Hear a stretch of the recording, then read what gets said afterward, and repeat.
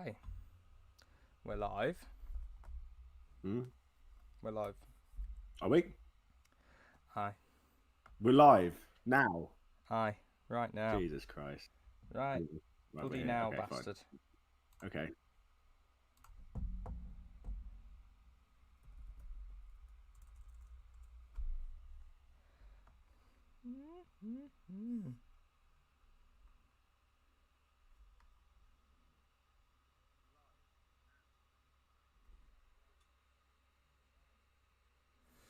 All right.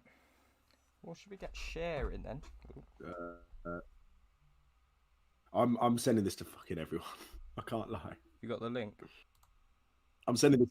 Yeah. Oh man. I'm just sending a link to our channel. And they can just arrive in it. They'll figure it out. Arriving. People are intelligent, innit? People are very intelligent. You know what I mean? You know what I mean, mate. You know what I mean, baby? Are we actually live? We're just talking about this. We genuinely are. And like, if people watch this back, they're gonna hear you say that, and I can't believe I'm so upset. Yeah. Right, I need to do that. Right, it's just fucking everybody intelligent. You know what I mean? You know what I mean. Lingard confirmed. For who? Something just happened. Dixon's just said Lingard confirmed. Confirmed what? Gervin's in the chat. Gervin's in the chat. Wonderful. Hello, Gervin. How are you, darling? Jamie, 3 minutes ago, West Ham have agreed a deal to sign Jesse Lingard on loan for the rest of the season. Come on! Jay Lings! Let's have the Lings it. Master. The King. That's king shit. That's king shit. That's gas. Jay Lings is on his way to the London Stadium. Come on. Step down for the boy.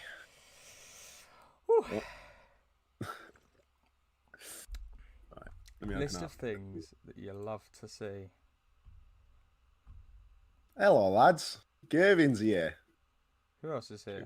I haven't quite sorted out my Streamlabs yet. I just realised I've tweeted something and haven't given any context. We are live.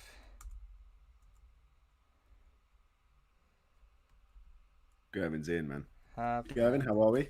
Good to see you. It's good to see you committing to the cause. Chat with us about football and Jesus, you're right, man. Sorry, yeah. I've had an old moot. You know what happens when that occurs. Yeah, hang on. I'm gonna grab my drinks because I'm. If you could, what's I gonna say? You could retweet it. That would be lovely. Whoever's in. 3 watching apparently. Calm. Right, I'm just gonna have the YouTube open on my table just so Step up, I think. JB, Joshy B's in the chat. Josh Bestford's in the chat. Right, so welcome to the Off the Line live stream. Front row seats are here, boys. Front row seats. It's a pleasure to have you boys the absolute joining boy. us. We could get them on at some point tonight. To have a chat about things. If you don't know, Front Row Seats are a fellow football podcast content creator. You should probably go and check them out. I've watched a few of their stuff and it's quality content. So it's good. It's very good. It's classy content. So just go and drop him a sub, give his videos a like, and generally just appreciate some top level football content. There we go. That's why you're all here, anyway. That's why you're all here. You're here for good content. Can we just check? High level football content. Can we just check that everything's working all right? No lag. No. Yeah. Just give us some some confirmation that everything's working. My dog's everything's barking. going okay.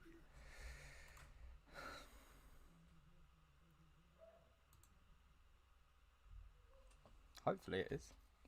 If not, I mean, it looks completely fine on my phone. So. That's all that matters, then, isn't it? Wait, if Spurs scored, I can't believe we're not watching the game. Yeah, we've kind of messed this up because we have completely clashed this with obviously the other big sporting event of the evening, which is one of the biggest games of the season. So they can't have scored already, surely not. Oh my god, they actually have. Women's on 3 minutes in.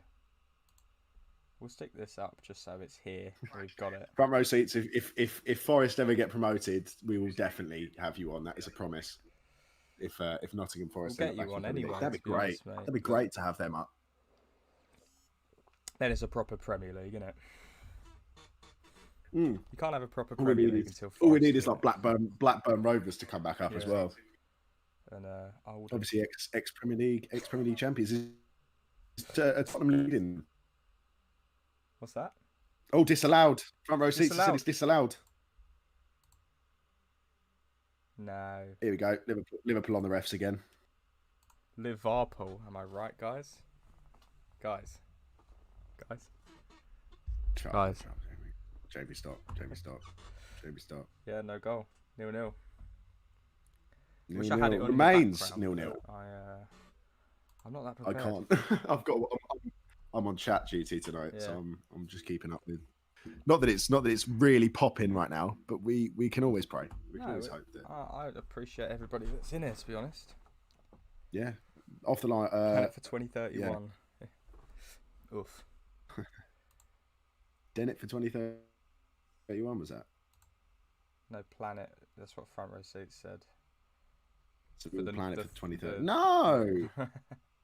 I'm telling you, multi-billion-pound takeover is incoming for you lot. Manifest it. I was going to say, Nottingham's only just down the road from Newcastle. So you're just going to have to manifest that. You're just going to have to believe and work it. The next Brian Clough is on his way, I promise you. I've just seen both the squads as well. I didn't know who was actually playing. They've dropped out of Ireland. Yeah, who's playing for them tonight? Wow, that's a big decision. Rodon, Dyer and Davies in a 5-back, it looks like. Doherty. Yeah, typical Jose though, isn't it? It's 5-back. Yeah. Højbjerg and Dombele's been doing really well recently, so you know. See how that goes. Ruled out, I believe, for offside. Is it offside? Yes, just a heel offside. Just a heel offside. Just a heel. Good. Okay. Let's check the Twitter, see what people are saying about it. If anyone's saying just anything let people about kind of trickle in over the next kind of 20 minutes or so. Consulting the VAR. Can we see the picture? Is there a picture? Haha, Liverpool. Guys, I'm going to stop. Jamie, me and you are going to fall out big way. This podcast is completely dependent on you stopping making shit VAR jokes. I'll be honest with you. Don't. I'm going to shave. Jamie, I will shave my head clean bald. Bet. Eyebrow. I'll do it. No. None of that. Come on. None of that. Oh. So, Jamie. Let's update things. West Ham are doing quite well at the moment, Jamie. Are they? Haven't noticed. Have you not? You've kept very quiet about it, in fairness. Yeah, I haven't been all over Twitter. Oh. Jamie, prediction for this game. I haven't done it yet, and we've got to do it. Christ. I'm gonna go. I hate Tottenham so much. Yeah. Thing is, if I had to back a team for tonight, it would be Tottenham. But yeah, I just can't physically do it. So also West Ham against Liverpool on Sunday. I was going to say we've got Tottenham game after next. So Thomas Tuchel's big chance to write his name into Chelsea fans' hearts. That one. Yeah. That's a way. I'm going to go for 2-0 Liverpool. I think it'll be a draw. I think Jose's going to let himself down playing overly defensive football. Because I love predicting draws on the Off the Line podcast. Yeah, no, Jamie is the worst person to have as a podcast co-host when you're predicting results. No, when you're predicting scores, because you literally 50% of the games you don't pick a winner. That's not untrue. So I would say someone will win this tonight because both teams have to start gaining points and quickly because they're starting to lose touch with City and United. Yeah. So I think this is going to be a balls to the wall, have to win for both of them, to be honest. And that should make for a very interesting game. It should also make for a lot of fireworks and a lot of bad tackles. Maybe, I don't know. Maybe some poor tackles, bad refereeing. It'd be unlike the Premier League to have bad refereeing. What? The Premier League? Bad refereeing? Couldn't be me. Absolutely farcical. Farcical. See, right. You're the one making shit VAR jokes now. Should we have a quick chat about the week's events? Yeah. Because I feel like the games that have just gone this week had a lot of kind of ingrained little stories in them. Yeah. Especially 2 games last night. A couple of games on Tuesday were very entertaining. Do you know what? I'm gonna give you your little happy moment, and you can sit and talk about West Ham because they were the first game of the game week, and my chair. you can wax lyrical about the brilliance of Thomas Souček for a little bit. He's bloody good, isn't he? He is bloody brilliant. I've got to be honest. I put Sander Berg in my underrated team at the start of the year, and I massively regret that now. Mate, we've made a lot of mistakes since the start of the year on predictions and. Yeah, the sort, I was actually thinking we should probably do a prediction for the second half of the season. Yeah. In the same episode, I think we should go back and look at our predictions at the start of the season and see how wrong they were. Because I had a look at them the other day and they are poor. I've got Sheffield United to finish. Yeah, I'm going to look at them right now. I've got Chelsea to finish 3rd. Right. No, you've got Chelsea finish 2nd, brother. I've got yours right here. City, Chelsea, Liverpool, Arsenal 4th, Manchester United 5th. God. Everton, Leicester 7th, Spurs 8th, Wolves 9th, Sheffield 10th, Leeds, Burnley, Southampton 13th, Newcastle 14th, Crystal Palace 15th, West Ham 16th, Brighton. I put Villa 17th. I put Villa to go down. You got Villa to go down. That is right. Anyone listening, click off. I'm done. That's me finished. I put Arsenal to finish. Rory's in the chat. Arsenal to finish top. Rory's in the chat. Generous for Newcastle. No, I wouldn't say so. Well, a good manager, I've heard. Yeah, no, he's a bit. He's classy. We could upset the entirety of the Newcastle fan base with. No, I don't want to. Mate, we want to keep them in the stream. They're lovely people. Now. What do you think of Steve Bruce? Because I think that was another game this week that oh no, we actually no. To be honest, talk about West Ham first. Talk about West Ham and just have a conversation with me about how amazing. Yeah, no, we will. I think we will have either Gervin and Rory on at the same time / tonight at some point on tonight talking about Newcastle, because we said we were going to do a podcast last week, but it sort of fell through a little bit. So yeah, we'll see. We'll have them on tonight because I feel like there is a conversation definitely to be had, and a very entertaining one. Yeah, I had a bet with my Sheffield United they get relegated. Easiest 30 quid I've ever made. Not yet. Yeah, not yet.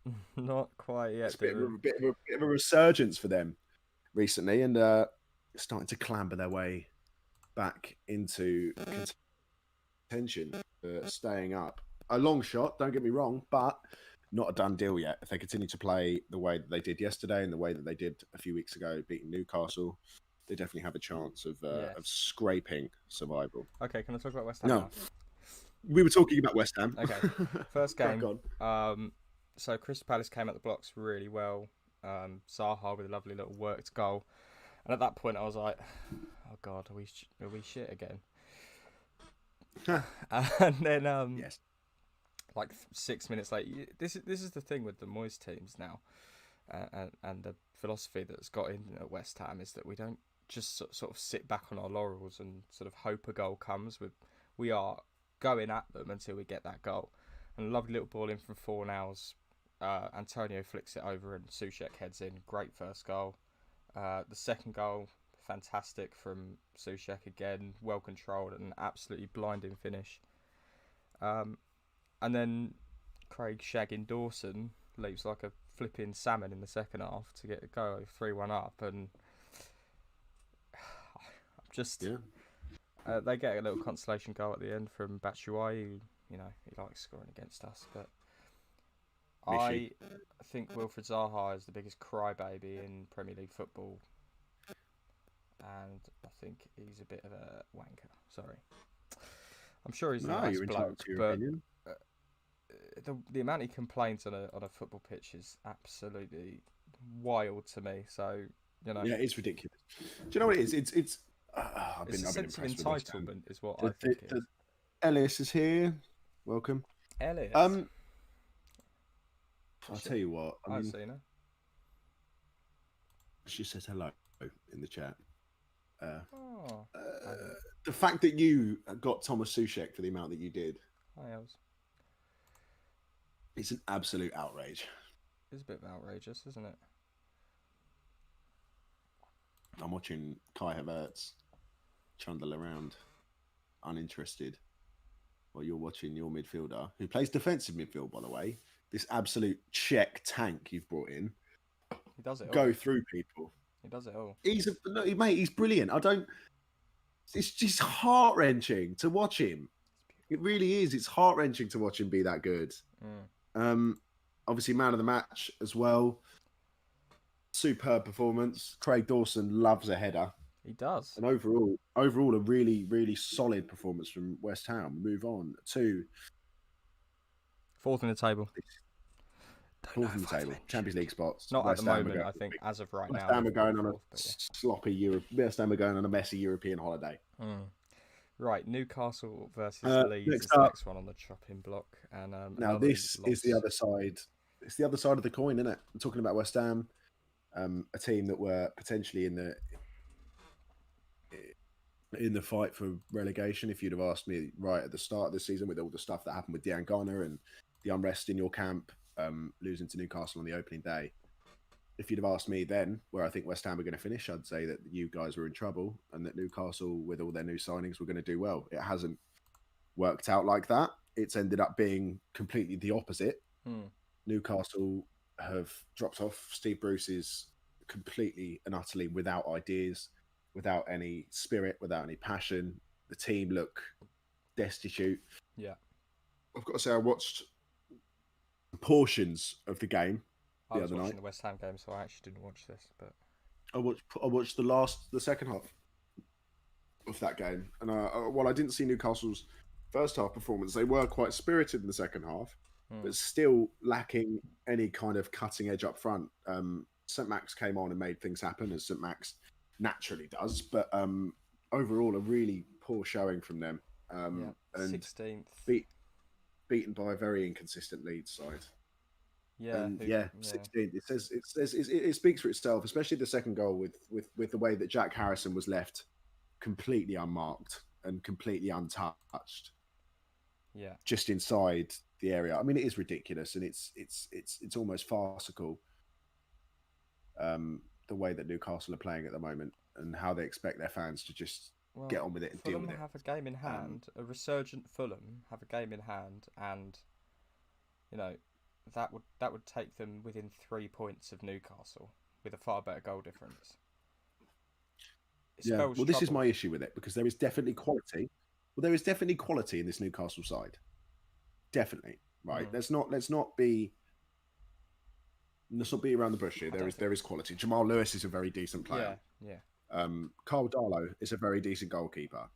Yeah. St Max is obviously levels above Newcastle. Almiron is very good. Callum Wilson has his day. Even players. Who's the Scottish lad they've got in the middle? Matt Ritchie. Who's the Scottish lad? Matt Ritchie is decent. The midfielder Longstaff. Yeah. Look, they've got a very talented side, but they're being completely limited by the football they're playing. And while I understand that Steve Bruce might be trying to play this football to promote this defensive, just stay up mentality, and I understand that, but with the amount of quality they've got, surely you've got to be aiming higher than 16th. I mean, you look at Burnley and you look at, Fulham. They've got a better squad than those two teams, and yet Burnley are going out and trying to beat teams. Yeah, and have and so the last two games, Liverpool and Aston Villa. Whereas Newcastle now 2 points in the last possible 33. Wow. And Mike Ashley apparently is still happy with what's happening. Steve Bruce is still pretty comfortable with what's happening. Hasn't got a clue, has he? It's. I mean, how Frank Lampard has gone this week. That is the difference between positive club management, big club management, and small club ownership, and the way that Mike Ashley sees his football club, and the way that Roman Abramovich sees his football club. Yeah, obviously Roman different Abramovich levels, but no, of course. But Roman Abramovich is the mentality is at the base of it. The mentality is the same. Roman Abramovich is desperate to win trophies. And he's desperate to succeed, and he's desperate to do anything he can to make his team succeed. Front Row Seat says it's down to the manager. Bruce needs to go. Yeah, I think everybody in Newcastle resonates with that. Message. The owner needs to go, but that's obviously that's completely out of anyone's hands. He decides who he sells the club to. Obviously, there was the palaver of him trying to sell the club to these rich Saudi buyers, and then that falling through. Oh god, yeah, that was a whole thing. That was a whole thing. But it remains to be seen what happens with Newcastle. But if this form continues, Steve Bruce can't justify staying in more than a couple of weeks. No way. No. And if he manages to keep this job until the end of the season, then that's, even if they manage to scrape staying up. If the fans were in, would Bruce still be in? No, I think St James's Park would have burnt down by now. If the fans were in. Rory says, never have I seen a team play like us and be as bad as us, and both the manager and owner be happy. Yeah, it's a toxic situation from top to bottom at Newcastle at the moment, and it doesn't look like there's a light at the end of this tunnel. You know, it's been this way for a long time though with Newcastle. You know, you look back at, I mean, when Pardew was there, that's one of the most toxic eras of a football club I've ever seen. Yeah. At the end of Pardew's tenancy, I mean, I can understand the fans being upset. It's completely justified. It's a very toxic club. Anyway, we'll move on because Leeds did well. Well done, Leeds. Leeds did well. Just dispatched them, did what they could, and did what they had to do, and they move up to 12th. You know, 3 points off Southampton for a newly promoted team.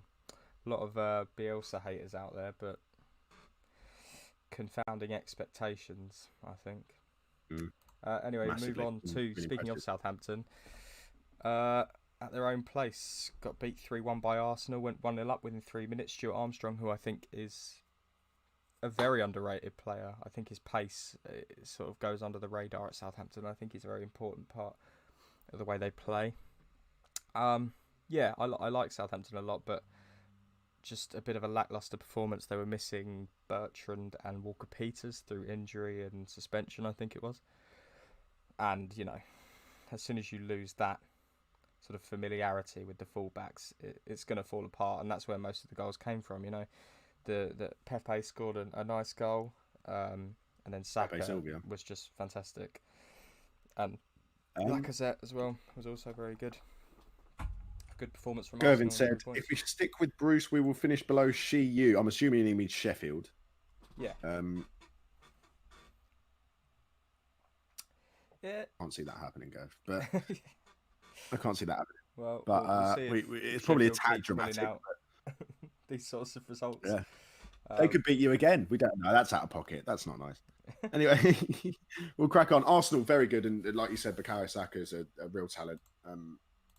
And criminally underrated, isn't he? I mean, in the table now. Yeah. Starting to motor Arsenal. Same next up, Chelsea.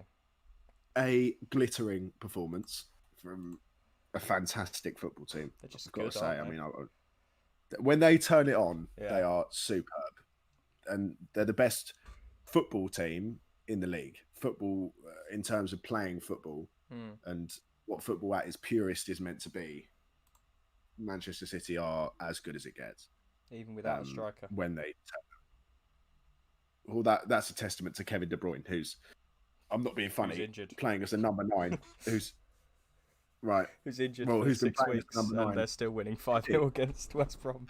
I thought he played last night. That's my mistake. No. I apologise. He obviously didn't play last night. I think Phil Foden's sort of filling in that spot now, or Bernardo Silva. But then Ilkay Gundogan's been absolutely fantastic, underrated as hell, and Joao Cancelo, another player who's got a lot of flack, and rightly so. But especially for its price tag. But I think in games like that last night, he really shone and he was very good.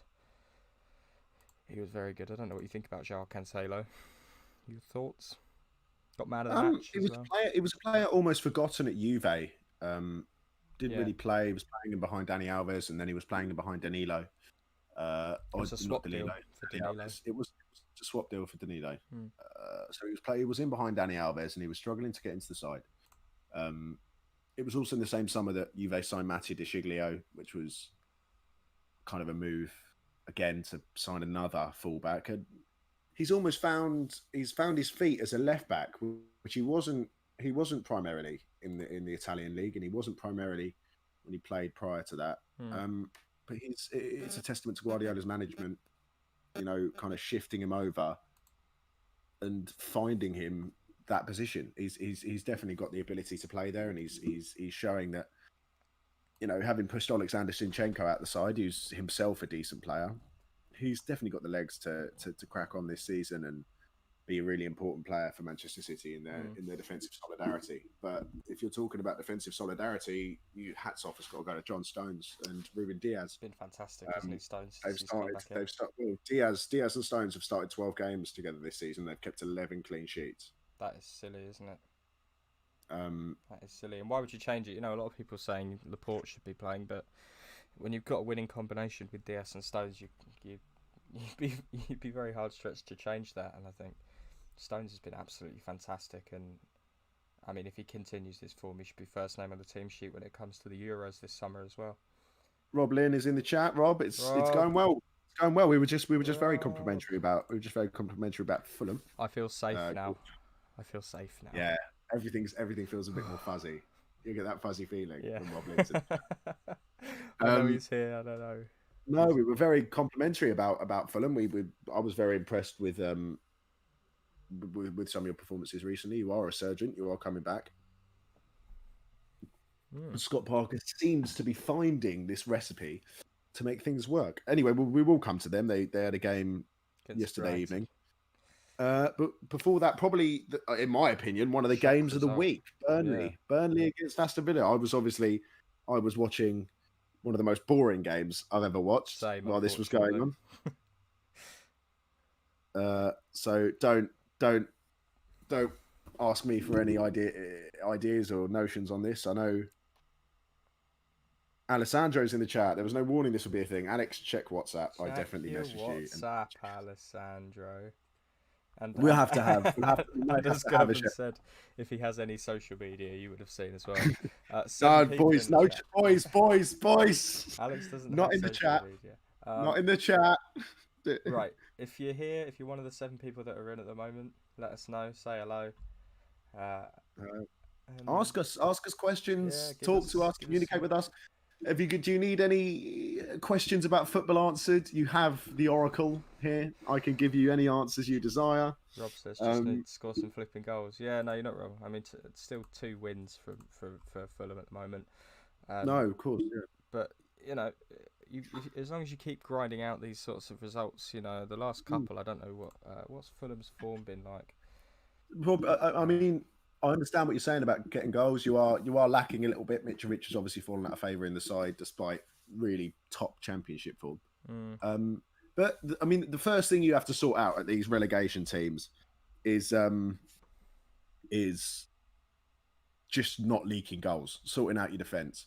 The worst thing you can do is start losing games 4-5-0.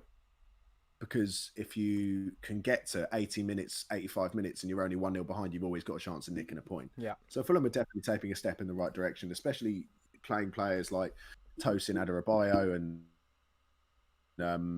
Cordova-Reid. These really positive young players making this impact in your back line. And Scott Parker's definitely found a decent recipe with his back 5. Yeah.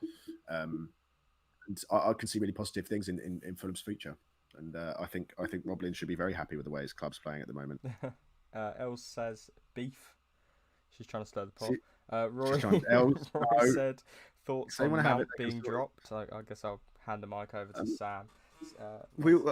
I was initially, as everyone who knows me is fully aware, I was initially very upset about Mason Mount being dropped. No, Alex. Thomas Tuchel, if you haven't seen it, go and watch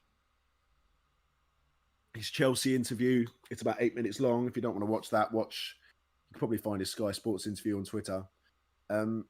He essentially said that last night we were playing against a team he knew was going to defend. Alex, no, you have not missed the Manchester United chat. It's coming up. He played against a team he knew was going to defend, and especially, he had one night with the team, and he just decided to go with a more experienced lineup, and picked players that had been through a good few seasons in football, had seen managers come and go, had been through that process. He didn't want to pick Lampard's players, basically, is what you're saying. No, he said that changing from one manager to another overnight, the night before a game, can be troubling for any player, really. Especially when you have one session. To have one session with your manager, your new manager, to kind of create this system. It was probably a case of Mason Mount being very adapted to Frank Lampard's system, whereas players like Jorginho, Kovacic, they can play multiple roles, they can play multiple different positions. So if he did need to change things during the game, he has that adaptivity. Adaptability, that's the word. Not adaptivity, adaptability. He had that ability to chop and change those players. And I think overall the performance showed that the performance was a lot more structured than one we would have seen under Lampard. That might sound harsh, but it definitely was. I don't think there was a lot of attacking urgency though for Chelsea, as much as Wolves were very sat back, and we'll talk about the Wolves game in a bit, but we'll talk about Mount in a bit as well. We'll carry on talking to the chat. Els said, challenge, see if you can make Rory and Gerv more depressed about Newcastle. I don't think that's humanly possible. I can do that. Well, no, you can't, because Cameron Gervin sat in a chat with us the other day and said that he is actively supporting the other teams for the next few games. So, so that Steve Bruce gets sacked. Leeds made it 2-1 the other night, and I actually saw Cameron Gervin type in a chat, ha ha ha, fucking get in 2-1. That's how bad it is. This is the state of Newcastle Football Club at the moment, that their supporters are actively supporting the other team, and that is about as bad as it gets, ladies and gentlemen. Yeah. And then Gervin says, what would it take for Klopp to get fired? I think a non-Champions League finish this season would be harsh to sack him, but then there's no way Klopp could get relegated and they wouldn't sack him. I don't think that's quite true. No. You think about, that man came in, he brought them the Champions League and the Premier League pretty bloody quickly. Yeah, and that is not. Also got some of the, and it's through a fault of his. It's through his coaching that he's got some of the best players in the world now. But there's managers out there that could come into Liverpool right now quite easily. No, he's cool, but he's also missing his best centre back, his second best centre back. Yeah, probably his best off the bench player in Diogo Jota. He is short of three absolutely key players in that side. It's you can't. Yeah, it's Liverpool finish what 5th, 6th this season. I don't think, and the Liverpool owners seem like a bunch of knobs as far as I'm concerned as well. Not going out in January and picking up a centre back for half a season baffles me. And if Liverpool don't finish out the Champions League places, then you could say that the refusal to go out and get a centre back is probably one of the reasons why they haven't finished. But I'm still sure that Liverpool will be finishing up the top end of the table. And I can't see Liverpool sacking Klopp because the reaction from the fans would be biblical.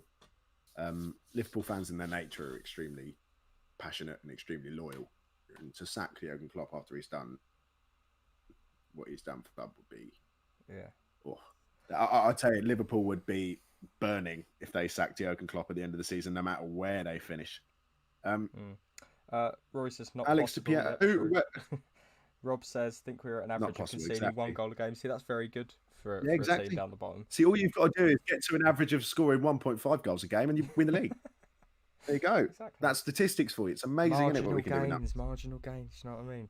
Alex says Ashley just won't actively sack Bruce even if you dip below us. I mean, it's a bit early to be talking about dipping below Sheffield United, but yeah, I think unless Newcastle gets sort of 18th, 19th, I think that's when he'll have no choice. And in terms of sort of getting someone in to replace him, I fear, I have a God fear that it's going to be like Tony Pulis or like one of the classic firefighter managers that's going to come in and, you know, pick up their 2 million from in the check in the mail and keep them up just, and then get sacked 10 games into next season.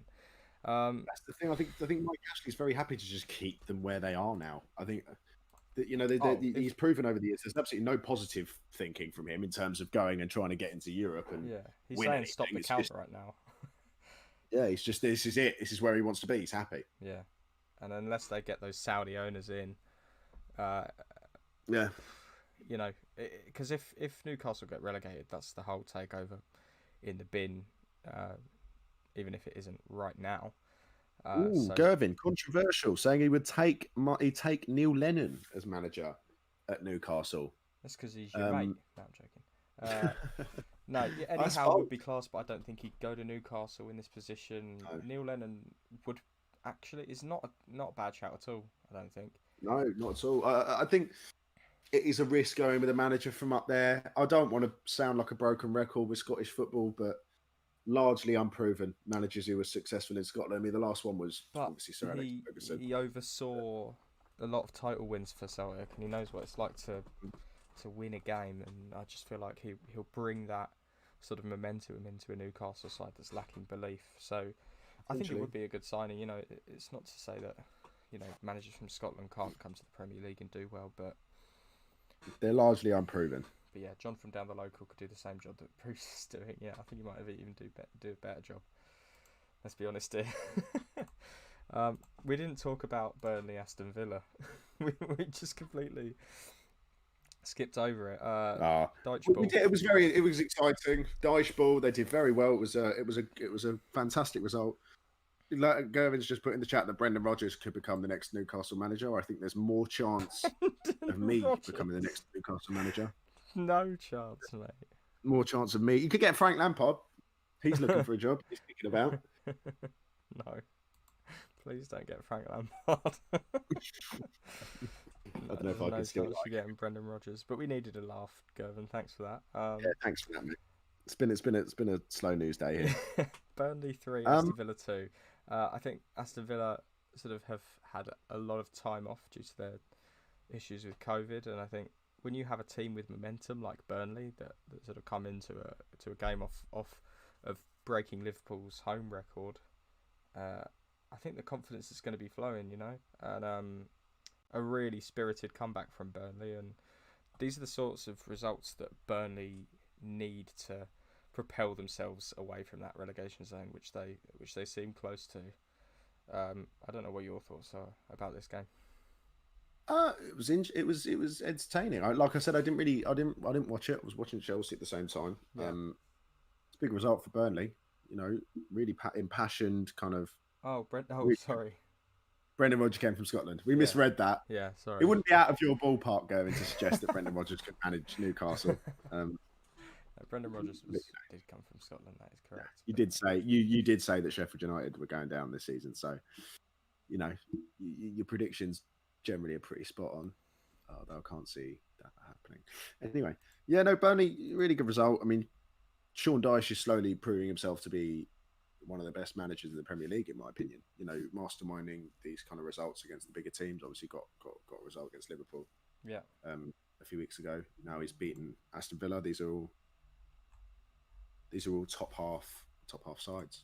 And it's a really good sign for him, because Burnley were looking like they were in a lot of trouble at the start of the season, and now they've started to dig themselves out of that rut, find some form. So it's only good things. Anyway, moving on. 0-0. The next one is us, and it was a very drab affair. It was a game reminiscent of a team almost between managers. just started with a new one. He hasn't had time to really stamp his authority on this team yet. I was impressed with his interviews. I think he's a charismatic figure. He definitely loves football. You can tell from what he's saying. He's happy to be at Chelsea. There was still a little bit of the remnants of Frank Lampard's tenure still around, and I will say that if Frank Lampard was managing that team yesterday, I wouldn't have backed us to even get a point. The way that he sets up, I think in the last 10 minutes we would have really gone for it, and they would have caught us on the counter with the pace that they have. Special mention to Callum Hudson-Odoi, who was man of the match yesterday. Very good. Really superb player. 78.9% possession. Where's he gone? He's chuffed off. Here comes a 1991 repeat.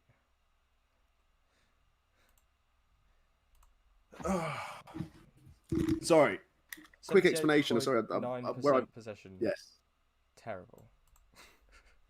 Well, that's the thing. I mean, Wolves obviously didn't even attempt to win that game. No, but you didn't attempt to get past them for large spells of the game. It was side. It was but that's to Kovacic. That is a side effect of playing Jorginho and Kovacic. Yeah, to Chilwell, and then all the way over to Gazpilicueta, and then back to Jorginho and back to Kovacic. And it's like, oh my God, fucking bring Mason Mount on. I think that game was screaming out for Mason Mount, and when he came on, and he did come on. He came on and lit it up. And Pulisic as well, coming in off that right. I think he's much better coming in off that. I think Thomas Tuchel will realise in time that he had the talent he has with players like Mount, Gilmour, Pulisic. You'd hope so. I think Gilmour said I saw something that he's going out on loan, but I'm not entirely sure. There's been stories about that for a long time. I think if the Gilmour goes out on loan, we're not going to see you for a while, Sam, are we? Gilmour goes out on loan, I'm going to start supporting Brentford. They're making a playoff charge this year. You know, that'd be accepting. That'd be exciting. Rory Goodman, very good question. Thomas Souček or Dimitri Payet? It's Payet. It's Payet, isn't it? Like, at the moment, it's Payet. They're different players as well, but you know, Payet's far more exciting to watch than Souček. Souček's very effective as a player. I love both of them very much. I mean, and Payet sort of gave me my best year of supporting West Ham as a fan.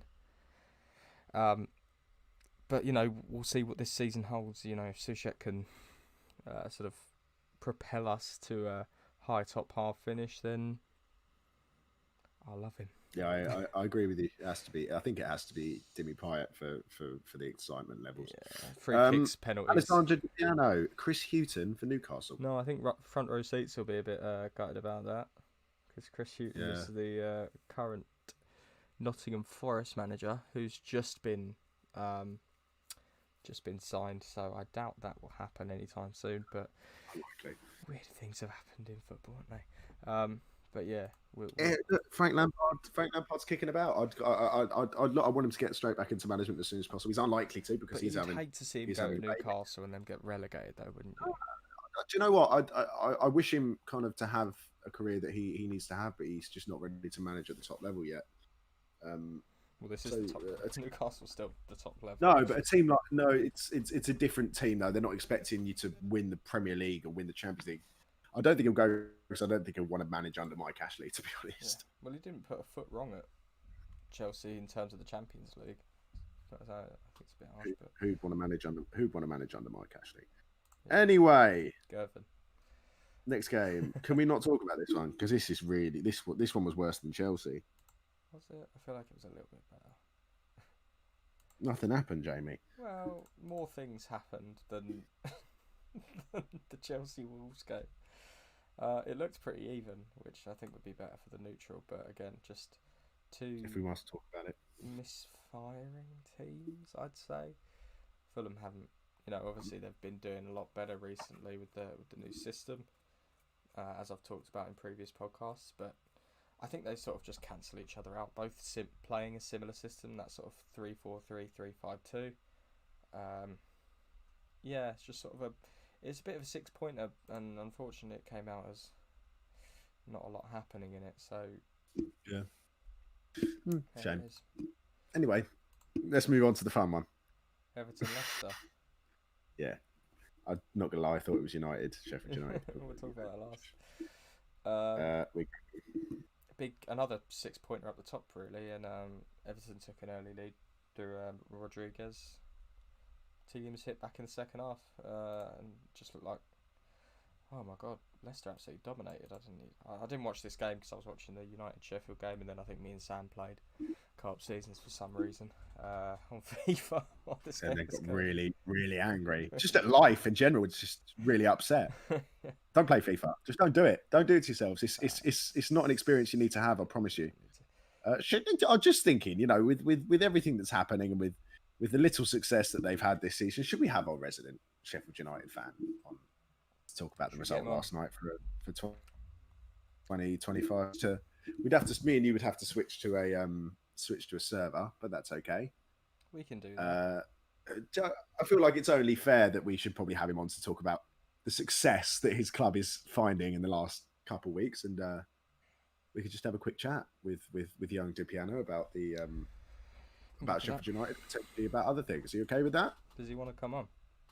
I'm sure he'd be thrilled. Drop him a message.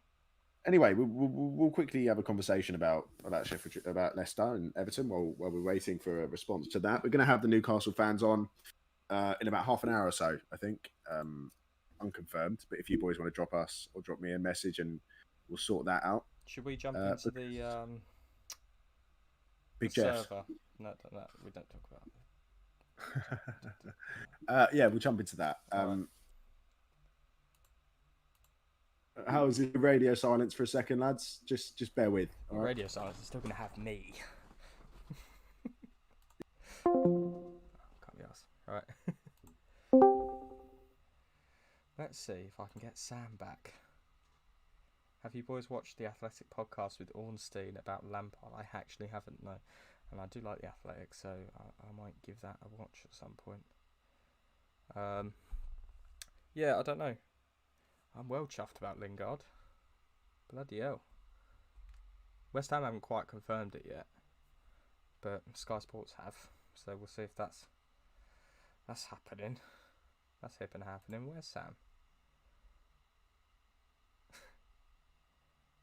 Sure. Where's that silly bastard? Is that him? West Ham haven't quite confirmed it yet. That's my voice. There we go. Sorry, I was just trying to figure out the intricacies of ADP. Of this. How do I get in here? Can you hear me? Get your video on. I can hear you. Just got to turn you. Oh, how much better is my audio now? Fantastic. Still wasting daylight though. He's there. Beautiful. Our resident Sheffield United fan. We are here to talk about. You won a game. Yeah. You won a game, and you won against a big team. I don't know how to feel. A result. Finally, a little bit of revival from this Sheffield United cart horse that we've been dragging along for so long. Yesterday was the 7th of January, but it felt like Christmas. So, right, I've got positive signs of that. Yeah, you got to sort the cameras out, Jamie. Yeah. I'm just making sure you're aware. We'll just get everything set up and then we'll start this conversation. If any Manchester United fans are watching, be sure to comment and just let us know how happy you are to see a Sheffield United fan about to rip your club to shreds. Like I spoke to a few United friends before the game. I essentially begging, just like saying, "Look, tonight, just don't turn up. Let us have a point for the love of God." And I got told that I was, wishful thinking, and that I was going to be humiliated, and I might want to turn to alcohol. And you got away with it. I don't know what happened. It was like magic. Not only got away with it, but it's the most comfortable I've felt watching Sheffield this season. Like, and that is saying something. Even without O'Connell and even without Egan, there was something about Phil Jagielka. Yeah, he did fantastically. So calming. it made Ramsdale a better player. Yeah. And that's difficult. I mean, it is harder when you're low on confidence. Okay. Much harder when you're low on confidence, but look all right now. Sorry. Yeah, it looks okay. Check. Remember, I'm delayed behind you. Oh yeah. I'm just sort of trying. There we are. Figure it out. That'll do. I need to. They don't need to see me. Oh, got it on my Mac as well. No, it's perfect. I'm joking. I'm having a laugh. I'm joking, yeah. Anyway, you won a game. I'm so excited. I was sat watching. I've got to be honest. I watched the Chelsea game, and after watching 90 minutes of just pure boredom, hand delivered by Jorginho and Kovacic. Sorry. Liverpool have just scored. Yeah, that's the news from our reliable source, Rob Lynn. Roberto. I think it's about time. Oh, and him too. Bobby Firmino in the dying embers of the first half. Aha. Oh shit! I've just realised I put something on Instagram and didn't do anything about it. Whoopsie. I put on predictions. Whoopsie. BBC hasn't updated yet, so I might have thought it'd gone to like VAR hadn't happened. BBC is usually about a minute behind. So, but I'm on the Premier League website. From the Liverpool are sort of all over this game. 7 shots to Spurs' 1. 5 of those on target. I mean, it was about time like Liverpool clicked into gear and played like the team of last season. And it's Bobby. Bobby. He's got the goal. Michael Dixon is obviously not massively happy with that. He's Michael Dixon's not massively happy with that. I think he does so much for the team that goes under the radar and unappreciated. A player like Bobby Firmino. I said it ages ago. But at the same time, you've got to still expect him to pop up with more goals than what he's currently doing. Look, I'm just saying that he does a lot for the club, and the same applies to Werner in the Premier League, but their level for goals is David McGoldrick. Hey, and diss McGoldrick. I can't diss Didzy. Didzy is a hero. He runs his socks into the ground. Yeah. Like all of yesterday, like before the game even kicked off, like my dad was furious. Like, oh, we're not going to get anything out of this game. We'll get hammered. Why is he playing Billy Sharp and McGoldrick? We've got no pace up front. Turns out to be, sort of an ingenious move because the first 20 minutes are grow into the game, defend, 2 banks. Well, a bank of 5 and a bank of 3. Obviously, defend for your life and catch, Maguire and that on the counter because they're not. Maguire especially is not the fastest of players. Minds, bodies, anything. The fella's never been fast in his life. Well, in fact, the fastest he's ever run is from Greek police. That's out of pocket. That's not nice. I apologise. That was an unnecessary joke. Sorry, Harry, if you're listening. You're probably not. It was probably in a prison cell somewhere. No, okay, that's it. I'm stopping. Well, there is definitely conversation to be had about Manchester United because as well as Sheffield United played and as positive as their football was, and hats off to them, Manchester United yet again yesterday proving why they are laughed at every now and then because they were more than capable of winning that yesterday. And I mean, the second goal, Jamie, that second goal, it's laughable. It's farcical. The defending is woeful. They're all stood off him. It's awful. I mean, it's been a long time since I've seen a team that poor look that uninterested defensively. I mean, Ollie. I mean, this is Oliver Burke we're talking about being in your area. Just go and close him down. That's all they had to do. There were 4 people around him.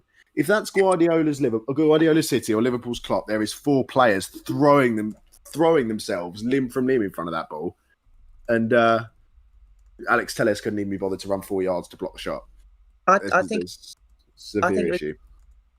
I think it was very unfortunate for Twanzebe. I think he got the wrong end of the stick, and he's been appallingly criticised by Man United fans. I think he's. Oh yeah, no. No matter how bad the performance, there's no condoning of any of this behaviour on social media. Yeah, it's disgusting. The fact that you got fans racially abusing Alex Twanzebe and was it Wan-Bissaka? Yeah, it was Wan-Bissaka as well. Martial was involved. It was Twanzebe and Martial. The fact that you had fans abusing them racially or abusing them in general. I wouldn't call them fans, if I'm honest.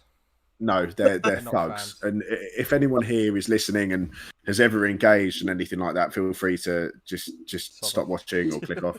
Look, because we're not interested in people who find that is even remotely acceptable on any level at any point. You know, footballers are footballers and they're going to make mistakes and they're going to have bad games, but at no point should you be doing anything like that. So we just to clarify, anything we're saying tonight about their bad performances in any kind of reactionary behaviour like that. No, we're looking at footballers. But no, they weren't very good and they had a bad night. Well, this is the thing. You can criticise a player when he's played poorly. I'm all for criticising. Look, I mean, how many times have I come on here or I've texted you and I said Ollie Burke is the worst thing I have seen? I still uphold that. Sorry. But if you don't mind, gents, I'm just going to nip to the toilet quickly. Go for it, mate. He scored a goal, and I texted you both saying, "Oh my God, Ollie Burke has done a football." Yeah. I couldn't believe it. Yeah. But no matter how bad his performance is, I wouldn't ever cross that line. No. And I think it comes a point when, if it's on social media, you should just take some sort of action and get their accounts blocked from following them. The thing is, people, route their internet connections through different places, and there's no real name policy on Twitter. I did my dissertation about this, so I know what I'm talking about. It is disgusting, and I think it needs to be some sort of move towards having a real name policy on Twitter and having some sort of identification system, because these people need to be dealt with severely. And no matter how bad a result or how bad a player's played, why have you got the time to go out and abuse them? Like, who has the time? That's disgusting, isn't it? It's not on. It's not, and it overshadows a performance as well, I think.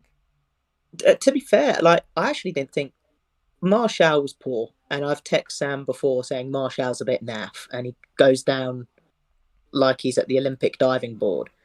But I didn't think Twanzebe did much wrong. He was unfortunate with Ollie Burke's deflection.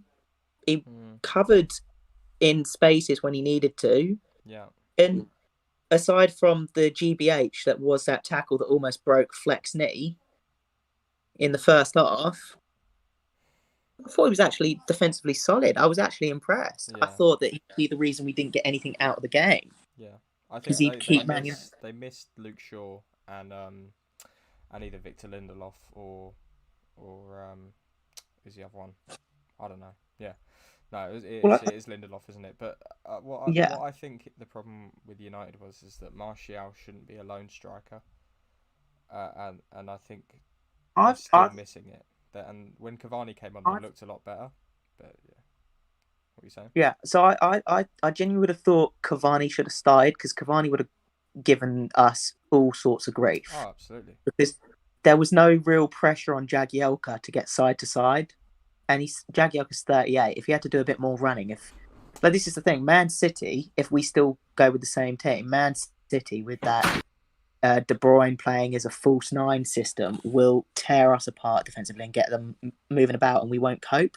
Man United had the potential to do that, and I would have thought that the best way for that is, if you're not going to play Cavani, I would have put Martial out wide and played either one of Greenwood or Rashford as the out-and-out number 10 in the second position. Yeah. It makes more sense, I thought, because they're both very good talents.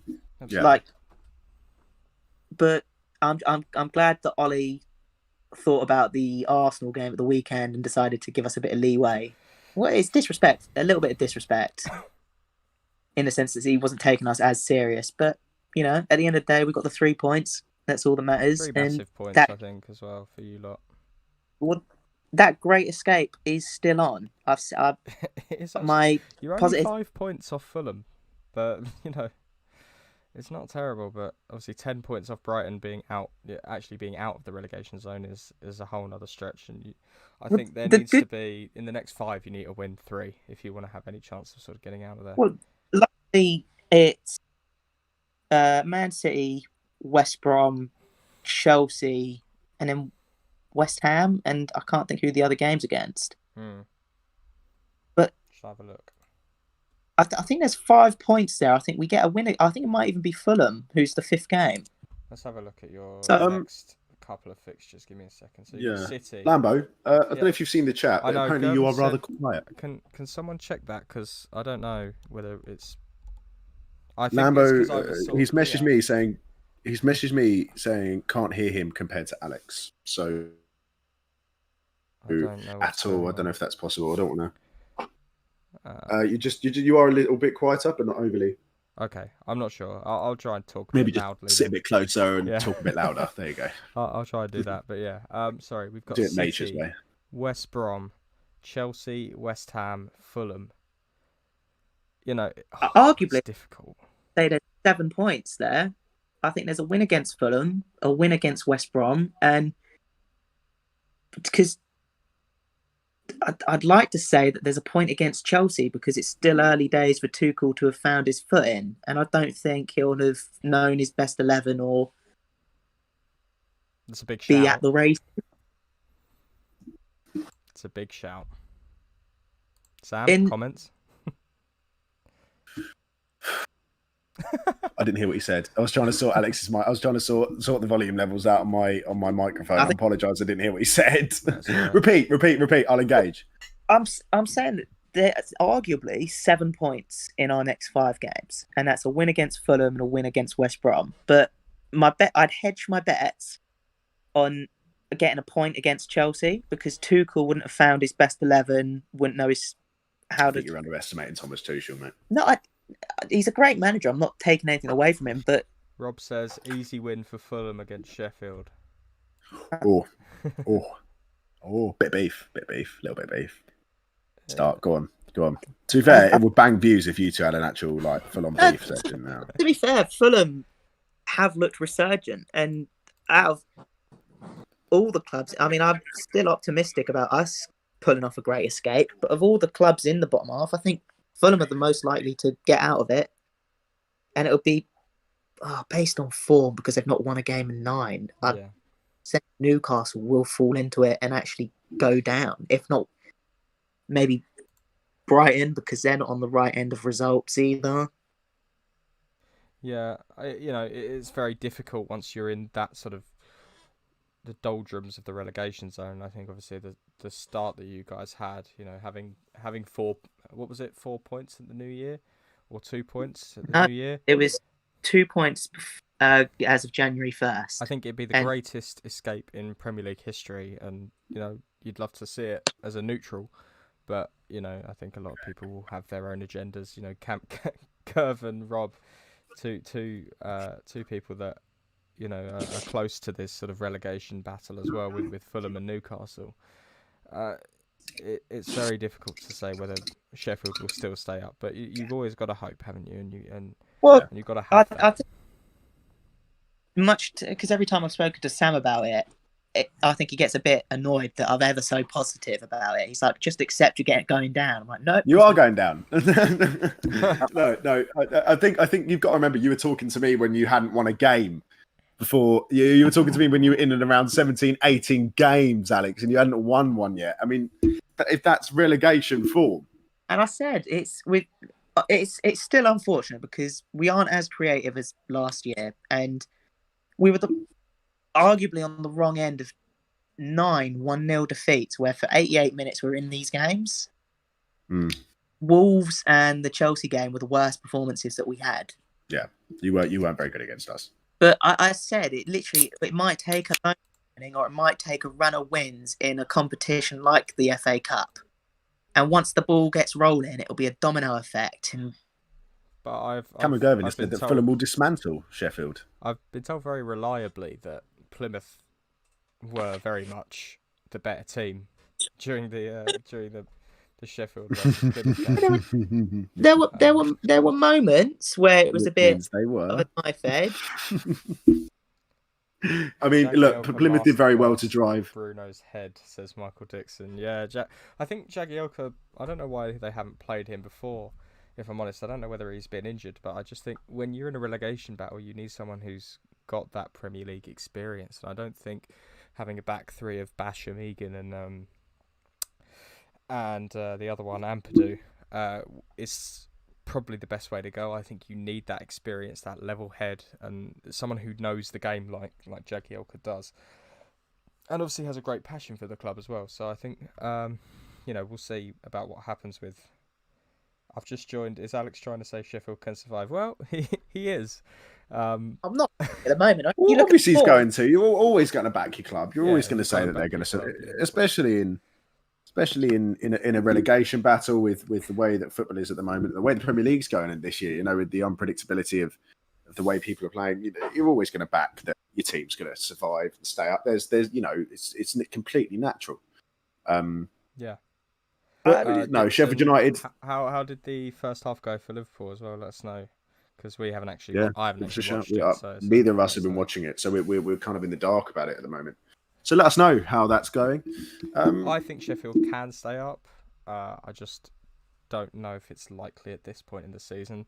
As I said before, I think if you're looking at staying up, you've got to get sort of 3-4 wins on the bounce as of right now if you want to have even a slight chance.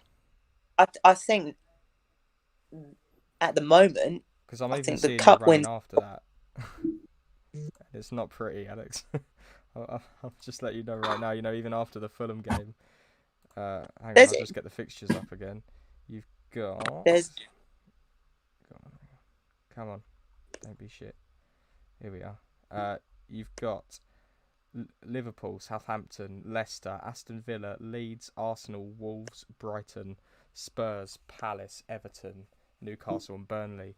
Those 2 games at the end of the season will be very key if it comes down to it. But when you look at games like Spurs, Arsenal, Leeds, Aston Villa, Leicester, Southampton, and Liverpool, it's grim reading for you lot. And it's tough. And the first half of the year obviously was dire, but you can only take it sort of one game at a time, and the signs are there that they're still fighting for Chris Wilder, unlike other clubs in and around us. I don't think there's any fight. Newcastle, I think, look void of character.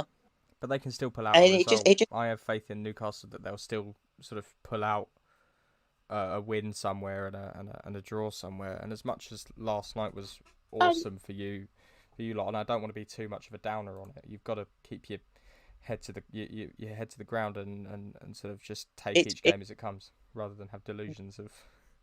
It's one game at a time, and they're all FA. They're all games, but if they fight like that, albeit what I think it'll take, sort of getting to 8. 2-0 Liverpool. Sorry. Who scored? Let's have a look, shall we? Is it 2-0 Liverpool? I don't know. Dylan's just said it. Liverpool have scored, but it hasn't come up on my app. We will await the news on that. Alex, we're going to have to cut you off in a few minutes because we are going to move on to talking about Newcastle with our resident guests for the evening. So everything could get a little bit depressed in here. Next kind of 10 minutes. Everything could get a little bit sad. So if you have any parting thoughts about Sheffield United and anything you want to say about, I mean, obviously Chrissy Wilder was heavily criticised by me and by Jamie and by the majority of the football fan base at the start of the season. You've got to stick by your man. Has Trent scored? Was it a free kick? Still Wilder good for Trent. Anyway, Alex, leave us with some footballing wisdom. I think, like I stuck by Wilder, my opinion of him never changed because he's done so much for us. I think people might be dire at the moment. Results aren't going Brighton's way, but there's not. I really think they should stick with their man and they'll be safe. I think Fulham are on the right path and are starting to look good under Scott Parker. And do you know what? As much as I would love to see, to do the old Kevin Keegan, I'd love to see him go down. I'd love to beat them. It's game 37 of 38. Yeah. I don't understand. I think gotta be honest, I think Newcastle have a bit too much about them. Even if they've got no fight, even if they don't like Steve Bruce, you're not playing for the manager. If you're not playing for them, you've just got to do it for the fans. I know they're not there, but surely you want to take some sort of responsibility. You don't want to just.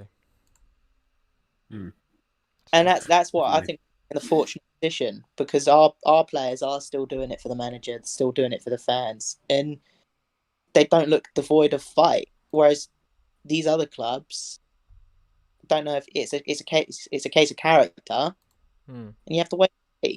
2-1. Sorry, Pierre-Emile Højbjerg. I hate to keep interrupting you, but these are coming in live. Goals are flying in over at Anfield suddenly. BBC would update. Goals are flying in at White Hart Lane. Pierre-Emile Højbjerg with a goal. I feel like I'm on final score, Jamie. Yeah. I feel like there's been a goal, Chris Kamara. But for who? You aren't old enough to remember teletext when the old football scores used to. Come on, oh, you're so old. I'm not that old, but I remember teletext. I don't remember teletext. I'm obviously a few years younger than both of you, so I'm a little Gen Z baby. Anyway. Alex, it's been an absolute pleasure. Yeah, cheers. We will have you on for an episode soon as possible, and we're hoping to get out for a drink with you as well as soon as the bloody Rona blows over. So we'll see you. We'll see you as soon as we can. Thank you for coming on, and much love. Cheers, in a bit, man. He's gone. We are now due 2 Geordies to come on in about 5 minutes. Geordies. Well, they're not Geordies. Neither of them are from Newcastle. But, no, you need to invite Gervin to this server. Do we? Yeah, okay. I don't think he's here. Is Rory in it as well? Rory's in it because we've never had. We Gervin had him on stream, last time. So we haven't had Gervin on the stream. We had him on an episode, didn't we? Yeah, we did. We had him on an episode. By the way, if you haven't checked out any of our episodes, we're going to be on for however long tonight, and then. After we are done talking, you can go and check out one of our glittering episodes. Do you want to invite Cameron Gervin to this server? I'll try. Yeah, hang on. I think I might be able to figure it out. Gervin, invite. There you go. I've done it. Okay. Nice and easy. I've done it. As well. Okay. Rory, I'm a genius. Rory, get in the voice channel, mate. Turn your video on. Want to see your lovely face. Has Rory just arrived? I don't know. He hasn't. I will tell online, both of them. I'll tell both of them to come on.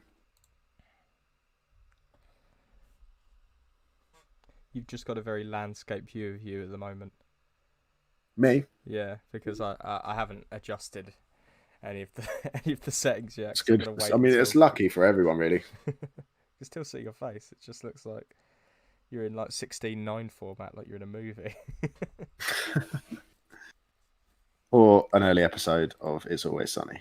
No, wait, no. Oh, God. Right. You haven't left the most flattering angle either, because you can just see my nose. My crooked nose. No, your nose is beautiful. You're beautiful. Oh, I'll give you a kiss. Ellis has said, get the alcohol ready for a Newcastle combo. Yes, that is true, actually. I might well, I know Gervin's drinking. Water's wet, then. Cameron Gervin has appeared. Welcome to the stream, Gervin, and Rory. Stick your cameras on, chaps. Stick your cameras on. Come on, because we have quite a lot of admin to do before we start talking. We have to sort out the camera angles and how it looks on the screen. It's all a bit of a faff. There we go. How we are? How we are? How are we? How we are? Why I pet? Right, lads. We got to be. I've got to be frank with you. No one wants to see you cry on this stream. No one wants to see you upset. I think people are fed up hearing about Newcastle as well, to be honest. No one wants to see you boys upset. Rory's got a Juve shirt on, so he's close enough. It's the closest thing to black and white, so I'm willing to wear at the moment. It's another underperforming team. Juve as well aren't exactly setting the world alight at the moment, but we move.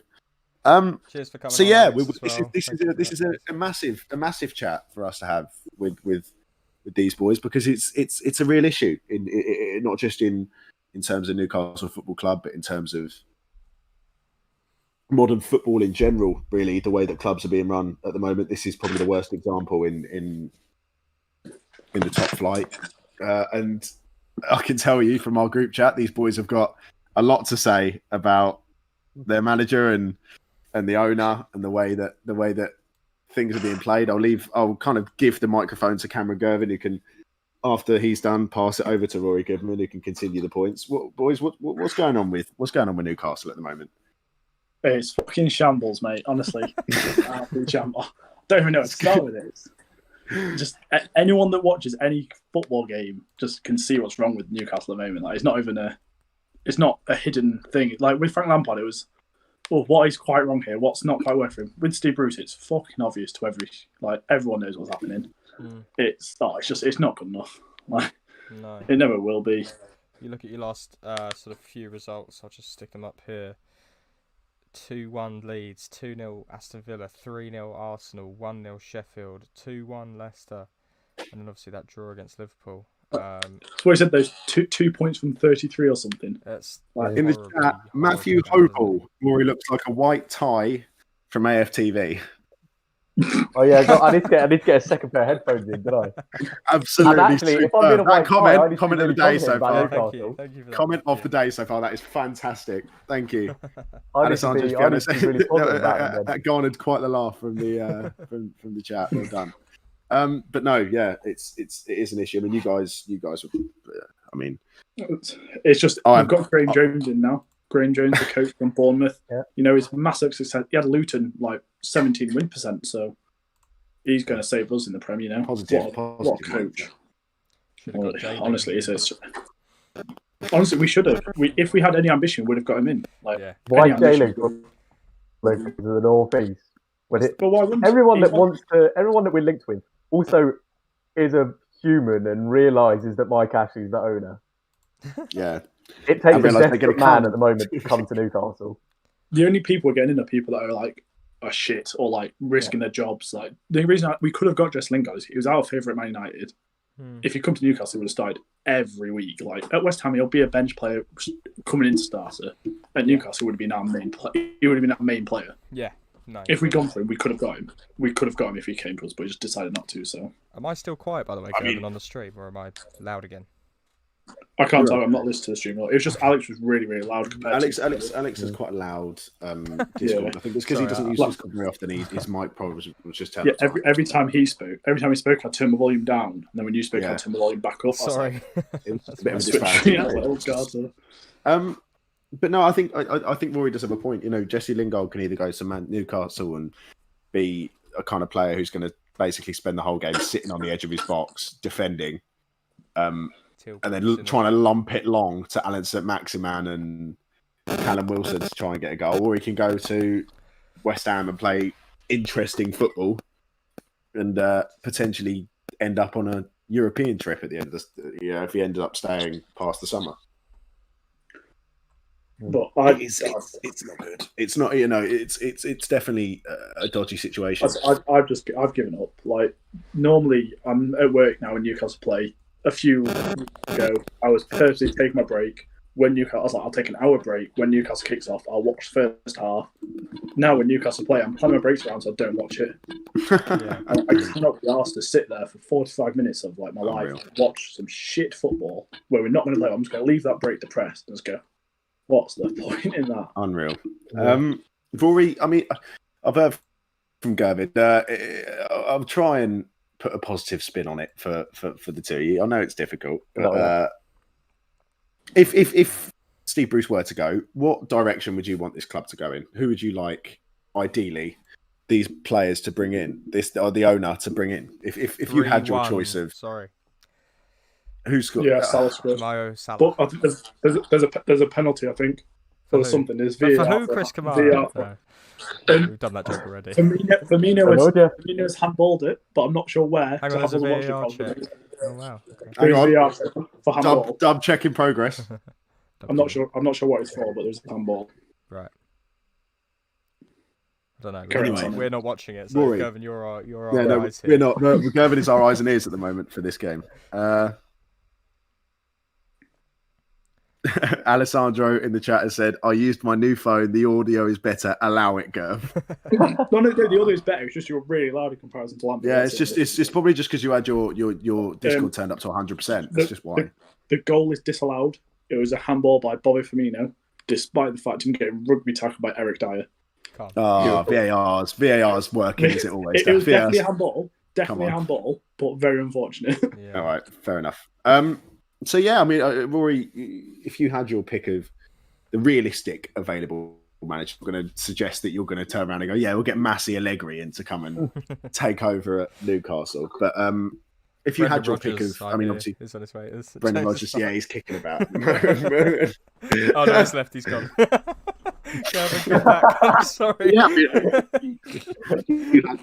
Gervin, I love you, man. Rory, if you had your pick, who would you have? I mean, obviously. I mean, realistically, at the moment, the priority this season now has to be to stay up. It shouldn't have been just stay up. Yeah. It should have been progress from last season, but it's got to the point where now it is. If we get a new manager and this manager needs to just keep us up. And I think I would love Rafa back, because even though technically, yes, Steve Bruce is on about, I've got the same points as Rafa, but it's just the way that Steve Bruce plays football and wants us to play football. I can't even call it football. Yeah. So I think Eddie Howe would be a good one, but again, Eddie Howe's not going to want to work under Mike Ashley. Really, the only managers we're going to get are ones that are desperate for a job in the Premier League. Yeah. Because no one in their right mind is going, I want to be a successful manager, I will go and work for Mike Ashley. At the moment, it's looking like you're getting a firefighter in. Let's face. Yeah, it would be like a Mark Hughes, who's just a younger Steve Bruce. Yeah, Mark Hughes, Tony Pulis. Yeah, going to be someone of that ilk. Mike Ashley will not. If he's gone from Steve Bruce, he's not been dumb enough to get in another. Whenever we've relegated, he's not brought in another relegation. But he's dumb enough to still back Bruce at the moment. He'll back Bruce, but when he gets rid of Bruce, he won't bring in a Tony. He doesn't do that. That's not his. When he brings someone else in, it's a short term. He knows what he's meant to do. He knows what football works. He knows what's smart. When he brought in Rafa, that wasn't a fire set. That was this is something good. I can do this. Yeah. As soon as it costs him too much, or as soon as it's that's worked now. Now we'll go back to being like. I was going to say it's like when the manager actually expects a transfer budget or expects backing in the market. Yeah. Then Mike Ashley goes, well, that's just but that's ridiculous. I'm not doing that. We've got a few comments to go through. Sorry, just quickly. Matthew Hovell says, surprised Rory hasn't defended Newcastle using the weather yet. In quotation mark, it's been raining. Very much under the tie. What are you thinking? Alessandro says, is this Matthew Hovell a friend of yours, Rory? By any chance? He is, yeah. Yeah, he said a friend of yours. Hard to Newcastle. I don't think it's right, but I've seen a few people say his name. What do you Newcastle fans think about the possibility of Lampard coming to the club? I don't want Lampard. Just one more thing. Would Lampard come on? Just a quick joke from Alex, who says, Gerv, you should use your FM Utrecht save as evidence. Mate, obviously, I would probably do a better job. That Utrecht save probably should have a better resume than Steve Bruce does. That Utrecht save lives in infamy. It really does. If you were around kind of the Hawks in and around 2019, you heard about this Utrecht save. It lives. It's almost immortalised. It's immortalised in the annals of Football Manager history. Yeah. But yeah, what do you think? What do you guys think about Lampard? Is that a possible sort of? I would say not about Newcastle, but I feel really bad for Derby. If they waited another 3-4 weeks before appointing Rooney, Lampard being free, they could have brought Lampard and his manager back, and really could have gone in as assistant. I'm not sure if they've taken it, but for Lampard that would have been absolutely perfect. Now they've got this situation of Rooney's manager; they can't do anything about it. Yeah. I just thought that would be perfect timing, but it wasn't quite worked out that way. Potentially, but I don't want Lampard at Newcastle. No, I think Lampard needs. I think Lampard, what he'll end up doing is either going abroad or ending up back in the Championship. I'm sure Derby might have him again, or Brentford maybe might have him. Who knows? He needs top of the table. He needs a top of the table team. no matter what league he's not a relegation survivalist. He's a no. That's what I mean. He'd probably end up back in the Championship, managing a Swansea or a He wants to play attacking football. He wants to play with these youth players. You can't come into Newcastle and play. No, you can't play that football in Newcastle. No, but it might work after a season. We've not got time. Yeah. So ultimately, Newcastle has been a bit of a problem child. Mike Ashley has been a problem child for Newcastle. So for a good for you two. Your next 5: Everton away, Palace at home, Southampton at home, Chelsea away, and United away. How many points? 0. Really? 0. That's not even me being like, won't get any. Generally, seriously. You played well against Crystal Palace in the reverse fixture, if I remember rightly. No, you didn't score until like the 80th minute, did you? And then Joe Linton scored 2, something like that, didn't he? Everton in the reverse fixture, but it's a different Newcastle team now. Yeah. I can tell you Crystal Palace aren't good. No, but they've got Zaha. That's all it takes for Newcastle right now. You've got Wilson. You know? But at the moment, we're the worst team in the league. Wilson's on the pitch, but he's not playing. Yeah. Yeah. Wilson played on the pitch. But he doesn't get the ball. He don't. The problem is Mike Ashley. He doesn't actually want anything to do with this club anymore. No. And so he's tried to sell the club. He even accepted the offer from the Saudis, and then the Premier League said no. And I think he's focusing so much on trying to like sue the Premier League now that he's not even bothered about the club. And because he knows nothing about football, he's just seen the fact that we're 6 points clear of the relegation zone, and for him that's enough. So that's why he's coming out and backing Steve Bruce. But Bruce's tactics, first of all, his tactics alone are awful, but he makes it worse for himself. So for example, when we played Sheffield United, we're coming to a team who had awful form, hadn't won all season, and we put 5 at the back and let them grow in confidence. And then the next week, was it Tottenham we played? Who was it we played after Sheffield United? Do you know it's bad? I don't know. I don't want to know. Well, okay. I remember we played like a. I think it was Arsenal. We played Arsenal after Sheffield United, and we put 4 at the back and tried to go for it. So he's almost playing the wrong team against the wrong tactics for the wrong games. We played Arsenal 2 weeks before that, and we drawn 0-0 with them in 90 minutes. Obviously, in extra time it changed. Oh, he's putting 5 at the back and sitting backs against Sheffield United, and trying to put 4 at the back and putting attacking players on against Arsenal. So he first of all, he doesn't help himself anyway, but then he makes it worse for himself by making really weird decisions. Mm. Alex, I've just seen you said Nigel Pearson, mate, and that is the funniest appointment I think you ever. Like, no chance. He's not getting into Premier League management ever again. Rob Leader said it is 3-1 now. Yeah. Is it 3-1? Mane scored. Mane scored. Yeah. Okay.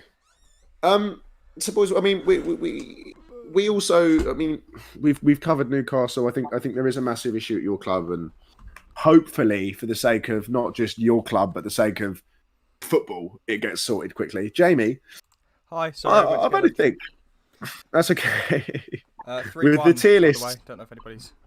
Said. Yes, no, we've just had that conversation. Sorry, yeah. It's 3-1, boys. By the way, Sam, it's 3-1, mate. Is there an echo in here? Is it by any chance 3-1? I don't know.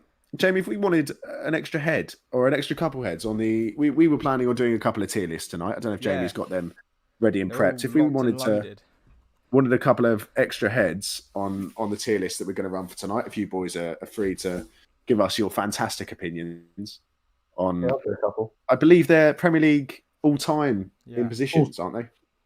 Mm. So we have attackers, midfielders, and goal. Do we have attackers, midfielders, and defenders? Is that the one we have? We've got attackers, midfielders, defenders, and goalkeepers. You take your pick. So we do 4. We do 2 out of those, I think. Okay. I reckon we have to do midfielders and attackers, surely. I think if Newcastle fans are in here, I think we should do strikers. Ooh. Attackers, yeah. Premier League on time. Yeah. All right. I think that was just a bit of feedback from the stream. That's right. Yeah. Okay. Premier League all-time attackers. Jamie, are you able to share your screen, or will we have to look at? I might have to look at the stream. I'll have a go. I might have to look at the stream. I'm not sure if it's mentioned yet, but my prediction about Frank Lampard. I'm not sure. Yeah, you were a month off, so you're wrong. Sam, it was a month to the exact day. I had the exact day right. Can you see that? Can you see the screen? Yeah, I can see that. Yeah. Front row. Wonderful. This is it. I know you do, mate. And I mean, the first player. I don't know if we even. Hang on. So how are we rating them just on their Premier League performances or their national and Premier League? Yes, Premier League performances. So time in the Premier League, because you can't consider someone like Ronaldo a great Premier League forward for what he's achieved. Yeah. At Real Madrid. Sorry, Kevin. Have you got headphones, mate? Why? Can you hear yourself? I can hear myself. I don't know. Yeah.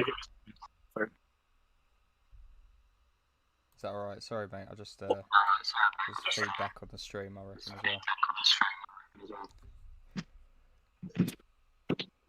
as well. This is a long list, so we've got a lot to go through. A lot to go through. We can get through it quite quickly. Should we change some lists, say? There you go, boys. Can you hear me?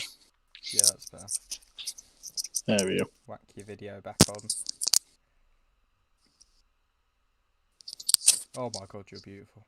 Right. Oh wow. Right.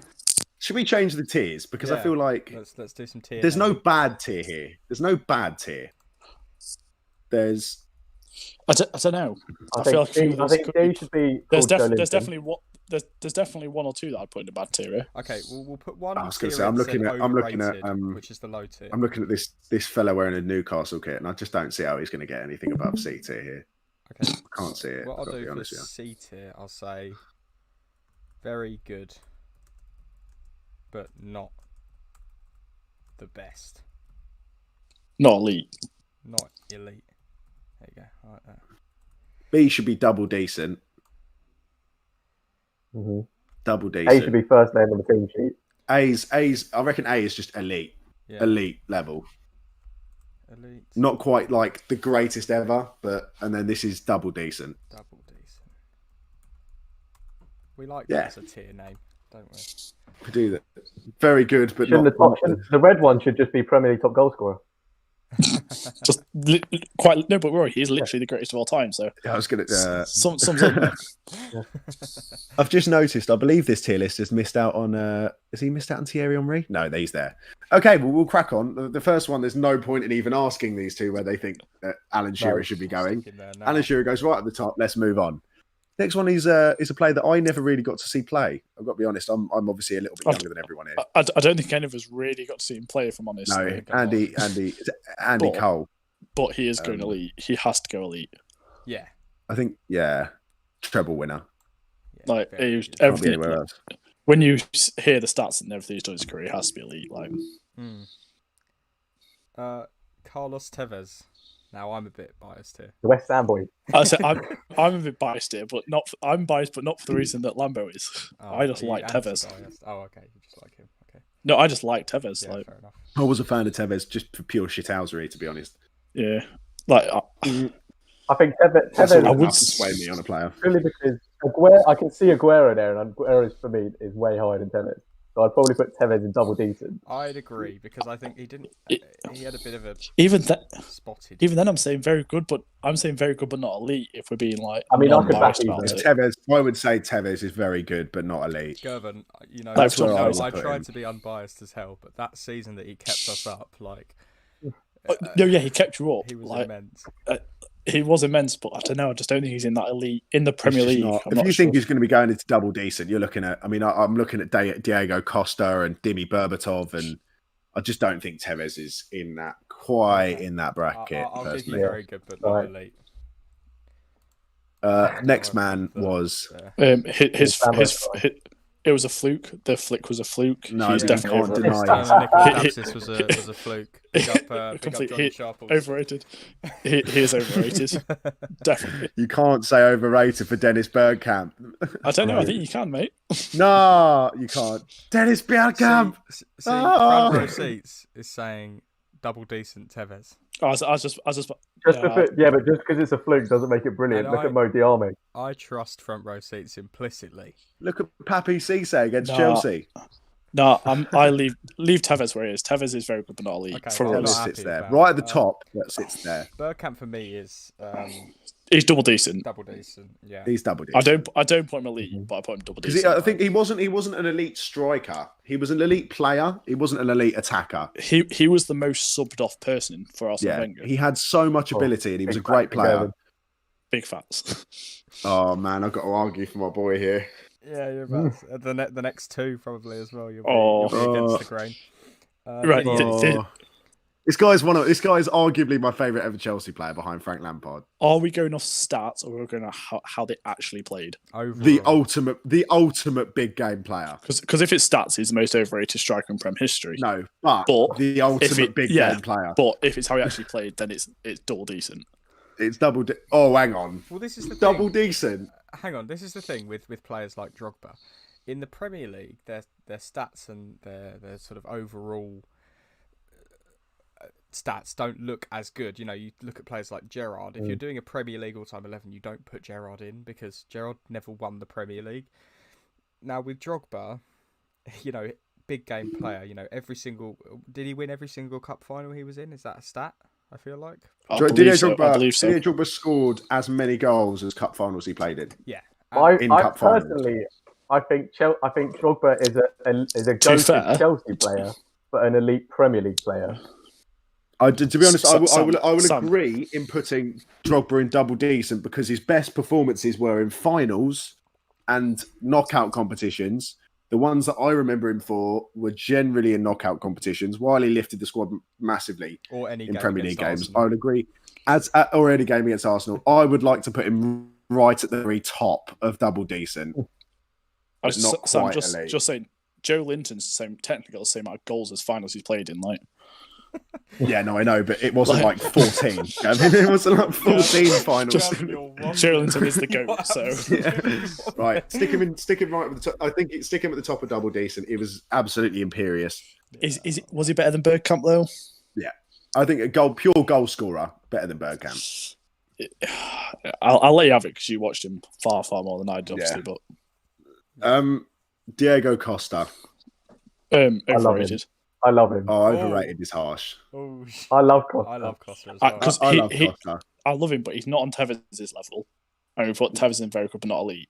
Yeah, I agree. As a player, as a footballer, he's not great. But he is so good at getting in people's heads. Yeah, but how many good years do you have in the Prem? 1, 2? He's also one of them. I feel like he's one of them strikers that, as a defender, you don't want to play against just because he's just going to kick you. No, yeah, but for 1 year, for 1 or 2 years. I mean, he won. He was here. Gervin, he was here for 4 years and he won 2 Premier Leagues as the centre forward. Right, so 2 years have been actually decent because, let's be honest, he went to Athletic. I know we can't talk about after, but he has died off in his last. There's a reason you let him go and all this. I think the most you can put him in is very good but not elite, below Tevez. Yeah. I think overrated would be harsh. I think very good but not elite below Tevez is about right for Diego. Yeah. We move on to next one. Bulgarian mastermind. Baller. If we talk about actual, as a striker, he's double decent. As a player, he's GOAT. Yeah, he was a spectacle to watch. I don't think we can put him in GOAT. I'd strive to put him in double decent below Dennis Bergkamp because the work rate was never there and he was relatively inconsistent. As a striker, he's double decent. But if you talk about his actual playing ability, if he actually had the work ethic, he was an absolute he would have been the baller, best of all time. Yeah, if he had the intention to go out and win games, he'd be fantastic. But unfortunately, Dimitar Berbatov turned up when it suited Dimitar Berbatov. Yeah. Anyway, double decent. Yeah, double decent below. Yeah, there. Alex is saying that. Alex disagrees. Drogba was not better than Dennis. I'm sorry, but he was. I this is surprising, but I would actually agree with Alex. Like, It's not happened. It's not happened before. I've fallen back. The world is ending. Jesus Christ! Something bad is going to happen. It is a shocker, but yeah. Right, next one. Dion Dublin. Overrated. I'm sorry. How is he on this list?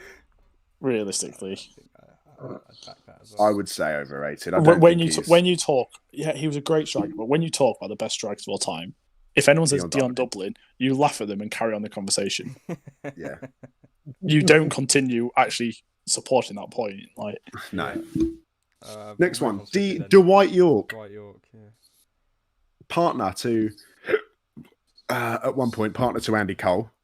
Another member of that go-to Manchester United side. Can any of us comment on? None of us watched him. Does anyone know his stats off by heart? I know that he was a decent enough player. I'd say double decent purely off reputation. But yeah, I've heard good things about him, but I've never heard him mention that same comment. Won a treble. I would say very good, but not elite. At the bottom, yeah, just because. I mean, who do you think Man United fans would put higher, Cole or York? Cole. Andy Cole. Cole's always mentioned. Than Diego Costa. I would put him higher than Costa. Yeah. And the reputation. Costa's at the bottom of that. Rob Lynn has said that Berbatov was massive for Fulham. Yeah. So was Clint Dempsey. So, and he's not here. Next player, Emmanuel Adebayor. Go. Overrated for me. Go. Overrated for me. Absolutely. Just for that one celebration. How dare you run over to your away fans or the fans you team you play for? How dare you? We need to go. We can't goat him for the If it was on celebrations, he would be goated, and you know that I would put him goated. In actual playing ability, it is overrated. It is overrated. He was never playing at the top end. He's on the same like Dion Dublin. It's one of those players. He never comes up in those conversations, but. He bagged a lot. Dublin, did he get over 100 goals? I think he did, but he don't get mentioned. Effect. And then you look at Matthew Hovell, who says Dwight York needs to visit his son Harvey. That's true. And he also says I'm a United fan, but Cole is way better than York. Okay. I say we haven't watched it. So that's what you see. Cantona, really. Sorry. I'm a United fan. Cole better than York. Yeah. Dion Dublin may have got over 100 goals, but so did Peter Crouch. So Peter Crouch got 100 headed, didn't he, or something? Heskey got more than 100 goals, and he's not. Some players aren't in this conversation. Anyway, moving on. We have Eric Cantona. As an actor or as a footballer? I don't know what I feel about that one. I heard he knows how to play a farmer. He's really good at playing farmers in beer adverts. Apart from that, he was a subpar footballer, really good martial artist. Had a tumultuous relationship with the fans. I'd put him in double decent, but I wouldn't put him on this list, if I'm honest. I just think for the sort of the image of Eric Cantona, he was such a big personality back during that. He's an elite player. The leads sort of to United and that move and how that all transpired, and he was just a very iconic player as a part of the Premier League, and I think a lot of people sort of grew up with Cantona. People still talk about him today, and that's all that matters. Yeah. He's probably the most spoken about person on this list that's not still playing, kind of thing. Yeah. Well, like you don't hear comparisons to Dennis Bergkamp every weekend, but all we're hearing at the moment is Eric Cantona, Bruno Fernandes. Yeah, that's all we're hearing. So yeah, I'm happy to put this wherever you boys feel happy. What do you think, boys? Just above Berbatov. Just above Berbatov. Very nice. Yes, I like that. Fernando Torres. He's got him in the Liverpool shirt here. So. Now we have to consider his entire Premier League era. Now, this man at one point was the British record transfer signing. So was Shearer. Go. And he was shocking. He was absolutely awful. It took him 3 months to score. It took him literally 4 months to score a goal. He did score that iconic goal against Barcelona, though. But that's not the Premier League. No, it's for a Premier League team. Surely we're counting Champions League games for Premier teams. We can talk about that. I mean, if we're talking about that, with Drogba's goat. We talk about finals. There's no final in the Prem, is there? No. We talked about Drogba's finals. No. Drogba single-handedly won us. On the Cantona placement. What are people saying? Rob says double decent, agreed with us. Matthew is saying Cantona GOAT. No. And no, not quite. Alessandro is saying elite, and Front Row Seats is also saying elite. No, I reckon that's where Cantona deserves. I reckon people looking back with rose-tinted glasses. Yeah. I could see Cantona going a little bit higher, but I can't see him GOAT. No, he's not near the GOAT conversation. What are people saying? He's Chelsea's Drogba, isn't he? So you could put and he's Arsenal's Bergkamp, so you could put any of them three anywhere. Yeah, I'd say he's about right. I'd say it's about. If you ask me who I'd rather have, I'd say Drogba. That's going to be controversial, but obviously I'm biased. So yeah. It's my podcast, so we're talking about. I can do what I want. Rory, we're doing well with the Newcastle players here. There's not many. There's none left. Well, we've got them in GOAT and elite. Yeah. So Joelinton's got a few years first before he'll be on there. We're literally the two Newcastle players in the top two categories, so I'm quite happy with this. Now, Fernando Torres, very good, but not elite.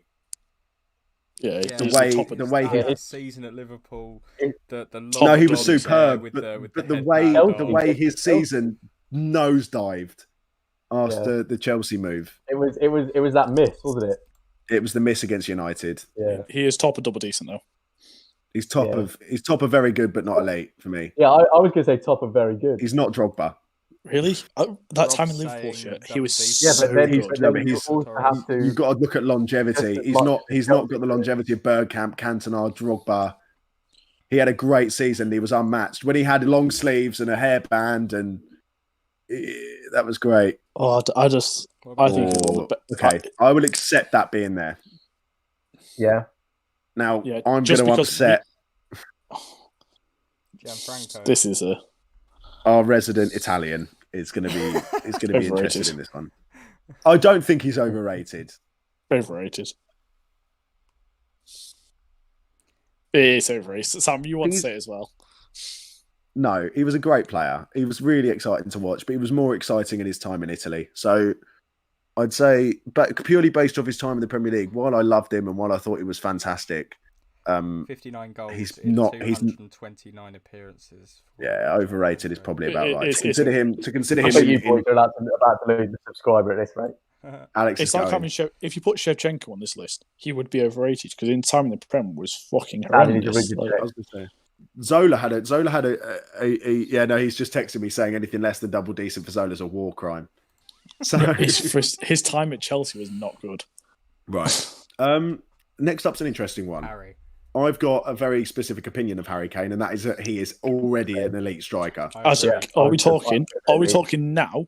We're talking about what his legacy would be. No, now. Now he's playing. He's playing. Now but his legacy will be go.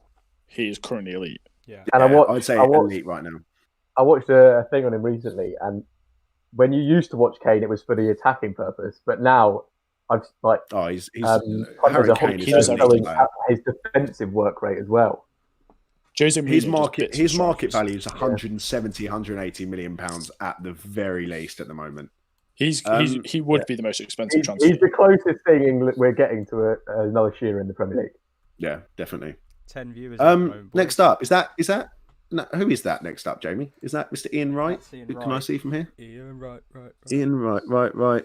Elite. My dad's played golf with him. Just a little tidbit. He plays golf very local to me. He plays golf very local to me. Ian Wright, friend. And I don't know much. I'm ignoring him. I don't know much about Ian Wright, to be honest. Let me fuck off. Again, a player I've seen. I never really got to see play. I'd put in the lead though. I'm not sure if I'm talking about because his pundit ability as well. 221 games for Arsenal. Elite. Yeah, elite, yeah. And also, match today is fucking hilarious. So, yeah, he's a great pundit. Yeah. He is an absolutely fantastic pundit. This is also an interesting one because very, very top of double decent. Yeah, this guy played for Stocksbridge Park Steels, and was it Fleetwood Town? Did Joe, when he transferred to Leicester, there was a tweet. Someone said, "Oh, £1 million for a non-league player. What an absolute rip-off!" Yeah. And now it's everyone's looking, going, "Hang on, probably a good bit of business from Leicester." Definitely top of double decent. He's done the impossible. Better than Drogba. He's better than Drogba. In fact, he's done the impossible. Old friends, Rob. I hope Fulham get relegated. Starting on me like that. It's outrageous. Boys, I'm gonna have to stop sharing my screen because the stream's dropping. Okay, so you're just gonna have I can look at the stream. Okay, yeah, okay, you're just gonna have to say the name and we'll go off it. Sorry, boys. So Jermaine Genius, yeah. That's Jermaine Defoe. But yeah, has to Jermaine Defoe. Ignore me. I hate Defoe. Journeyman. He scored on his debut for every club. Yep. He has to. He scored against Newcastle for Sunderland, so I hate him. Yeah, that I was about to say. Shouldn't that sort of get a little bit of a kickback from you? I'm gonna say the bottom of third good, but not elite. Yeah. He's only on this list because he played for so long. If he was only here for 5 years, he was a bagsman everywhere he went. But he's only here because he stayed for so long. Like, yeah, he did have a very long career in the Premier League. I thought he's. Oh, okay.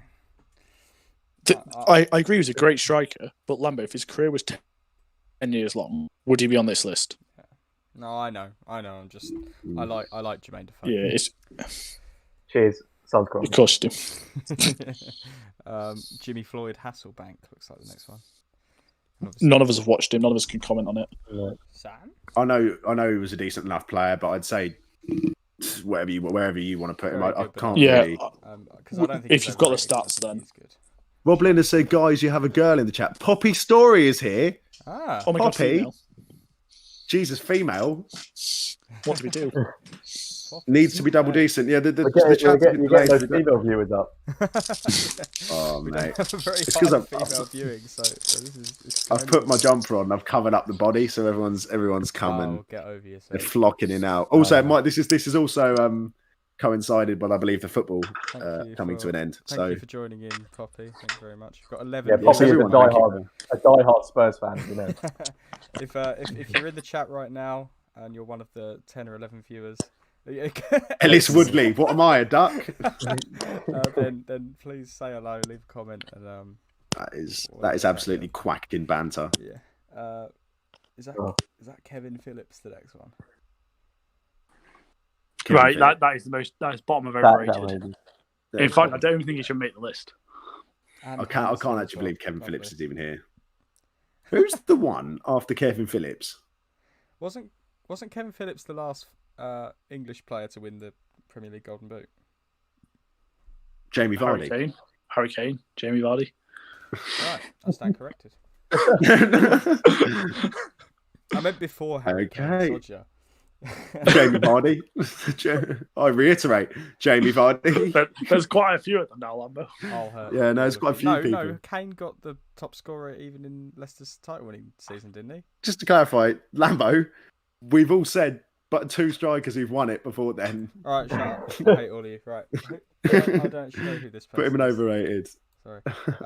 Luis Suarez is the next one. Absolutely superb, for his time in the Prem elite. Just because it wasn't for long doesn't mean we can count him out.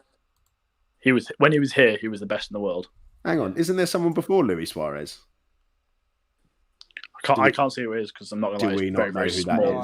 It's very, very small on my screen. Blue. I don't know who. I've got to be honest. I don't know who it is. It looks like Les Ferdinand. It's Les Ferdinand.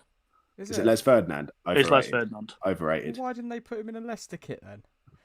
It's what it looks like. I'm not going to lie. It's what it looks like. If anyone in the chat can see better than me, then. Alessandro saying elite for I don't know who he's saying about. There with Suarez. He made Sturridge look like a world beater. Yeah, and Sterling. In his time in the Prem, he was the best striker in the Prem by far, easily. So he was an elite striker. He also, he does bite people though, and he's racist. So does Mike Tyson. He was one of the best in the world. So he's not racist. Actually, we don't know. He might be. Yeah. Took a dark turn. Let's just put Suarez in elite and move on. before YouTube. I've done it already. We get taken down. Mark Hughes, Sparky. Oh, back in the second, boys. Oh, he's leaving Rory with us. He's probably going to the toilet. Just thank God that he hasn't taken us with him this time. Yes. If you know anything about Gervin, his second home is in the bathroom. Yeah. And he likes to send us pictures and videos of his exploits in said bathroom as well. Yeah, no. If you have Gervin on Snapchat, you get a picture message off Gervin just out of the blue. He doesn't very often. If he doesn't very often message you and talk to you, get a picture message. He'll pop up with a picture of him taking a shit, essentially. But that's the sort of friendships we want to foster here, as far as I'm concerned. That is the sort of friendships. If you are a member of Winchester Futsal Society, they are the sort of friendships you end up harbouring. Yeah. Quite quickly. We're here for the Make-A-Wish Foundation. Yeah. That's why we've got Rory on. I did say in the chat, I did see that Hannah's here as well, on Poppy's account. So, and she's just messaged me saying that she's a bit annoyed she didn't get a shout out. So we'll just well done, Hannah. Well done for coming along and supporting the channel. Yeah. It means a lot. I'm back. Right, what were you saying about Hughes? Mark Hughes? Yeah. He's quite good, wasn't he? Old Spark. He played up front for Chelsea as well. I mean, I don't know much about him as a striker. I know fuck all about him as a footballer. Not a clue. I know he played for Chelsea at one point. He can't be overrated, though. He has to be overrated. No. We don't know anything about him. He's on the list. None of us know anything about him. Right, Jamie, just next one's go. That's easy. Mark Viduka. Go. Just put him up there. We move on. Simply for his time at Newcastle, he has to go overrated. How dare you? No, Mark Viduka, you cannot put overrated. I'm sorry, but we have an agenda on this podcast. We cannot have Mark Viduka overrated. There are laws we live our lives by here, and putting Mark Viduka anything beneath double decent is right. He's the bottom of double decent, then, just for his time in a Newcastle top. I'll accept that. Oh. Just because of how fucking shocking we should have had Viduka, Les Ferdinand, and Shearer as the top as goated. Rory, I don't want Viduka near that top end. Is Owen in here? Owen is in here. We could. That's gonna. Rory, Owen is not going near the top. He's the bottom, honestly. I feel like right. Who is the here? Ballon d'Or winner Michael Owen is up next. Right. Okay. Yeah. So he had 1 sick year. Came back, was shite. Like he had one good year. Yeah, seems to be quite an abundant Newcastle agenda in this call. No, this assessment has nothing to do with his well tumultuous done. He's 13. Liverpool won 3. Well done. He's 13. Yeah, final score. I have your set, boys. Well, my 2-0 prediction wasn't that bad. No. So, just Michael Owen had a good season for Liverpool, was shite for Stoke, was shite for Man United, was shite for Newcastle. But he did win the Ballon d'Or. So where are we putting him then? Right, that picture right there is Michael Owen in 1998. So no, if we're going on the picture on the thing, then this list changes completely. We're talking about his whole Prem career. He has to be in like double decent or elite max. Who are we talking about? He's not GOAT. He's not GOAT. He's not GOAT. I'd say he's below Vardy in double decent. First man I ever had printed on the back of my shirt. I think his career, he definitely suffered with injuries. He was a world record transfer at one point. Michael Owen below Jamie Vardy. You've got to. Jamie Vardy's 10 times as striker Owen is. I was going to say Michael Owen never smashed a red ball in his head, went out and broke the goal scoring record for most goals in a consecutive game. Has Michael Owen ever two-footed an LGBT flag? No, he hasn't. No. If Messi and Ronaldo didn't play football, Jamie Vardy would have won a Ballon d'Or by now. I'm overruling it. Sorry. Where are you putting him? Where are you putting him? Because we can't see. At the bottom of elite. No, he's below Jamie Vardy. He's below Vardy. Oh my god, joking? The agenda. I'll put him. I will agree. I will back my co-host on this one because I think 2004 he played 216 times for Liverpool and scored 118 goals. And then after that, how many Prem games did he play after that? And how many goals did he score? Seasons. after that, how many games he's scored? I'm backing. After hearing that, I'm backing my co-host on this. No, I'm sorry. He won a Ballon d'Or. I'm not happy. He was England's best player in the '98 tournament. I won't have heard of it. I've just seen the next one. Sam, I'm not sure if you agree with me, but I'm going to skip overrated. No, I don't agree with you. I think he was decent for. I think he was decent for Arsenal. I think he was decent for. He put those gloves on. He was very decent for Bolton, and he was also he came and played at Chelsea as part of the only side at Chelsea to have ever won a double. I don't disagree. He was decent, but I think he's very overrated. No, I think he was good. I think he was very good. He's a good striker. Fair play to him. But people are rating him way too highly now. Alessandro said Michael Owen below Eric Cantona. No, Michael Owen. Below Costa. Owen did win the Ballon d'Or. That's something that can't be overlooked. You can't argue with him being the best player in the world at one point. At one point, he was I'd literally argue Cantona being one sort of category above what he is currently at the moment, but you know, that's a shame. I like him. Yeah. I will put Nicola Anelka. I want in very good, but not elite. I don't think he's overrated. Yeah, I can do with that. But I like the longevity of the man. That's all I'll say. Ole Gunnar Solskjaer. I heard as a striker he was alright. What's that? I heard as a striker that he was alright. He's very good. He was a bench warmer. Yeah, he didn't. Quite frankly, he was a bench warmer. He's only on this list. He scored one good goal in the Champions League final. Wow. Yeah, I'm saying he scored one important goal. He never really started for United. If he didn't Premier score League title wins for a foreign player in Premier League history, and how many of those games did he play? How many of those games did he play? If you put fucking Joelinton in Man City and transferred to Liverpool, and now he's going back to Man City, he would win that as well. Anderson won Premier League titles at United. You know, he was a very good player. I understand what you're saying. No, he was a very good player. If he didn't score that Champions League goal, he would not be on this list. He would not be on that list. He was in behind. He won the treble for United. We understand that, Roblin. I get it. But he's on the level. He's on the level of Zola, Adebayor. Yeah, he's that level. That's his level. I can't believe this. Rory, help me out. Come on. I know very little about him as a striker. I can't, for the life of me, put Ole Gunnar Solskjaer below Mark Viduka. It goes. Isn't there some nuts stat that Champions League or something? He only played so many minutes and scored so many goals, and it was ridiculous. Yeah, I think Man United fans as well. If you tell them who's your best striker, nobody say Solskjaer. He's a club legend because he scored one goal. In the same way that if you put in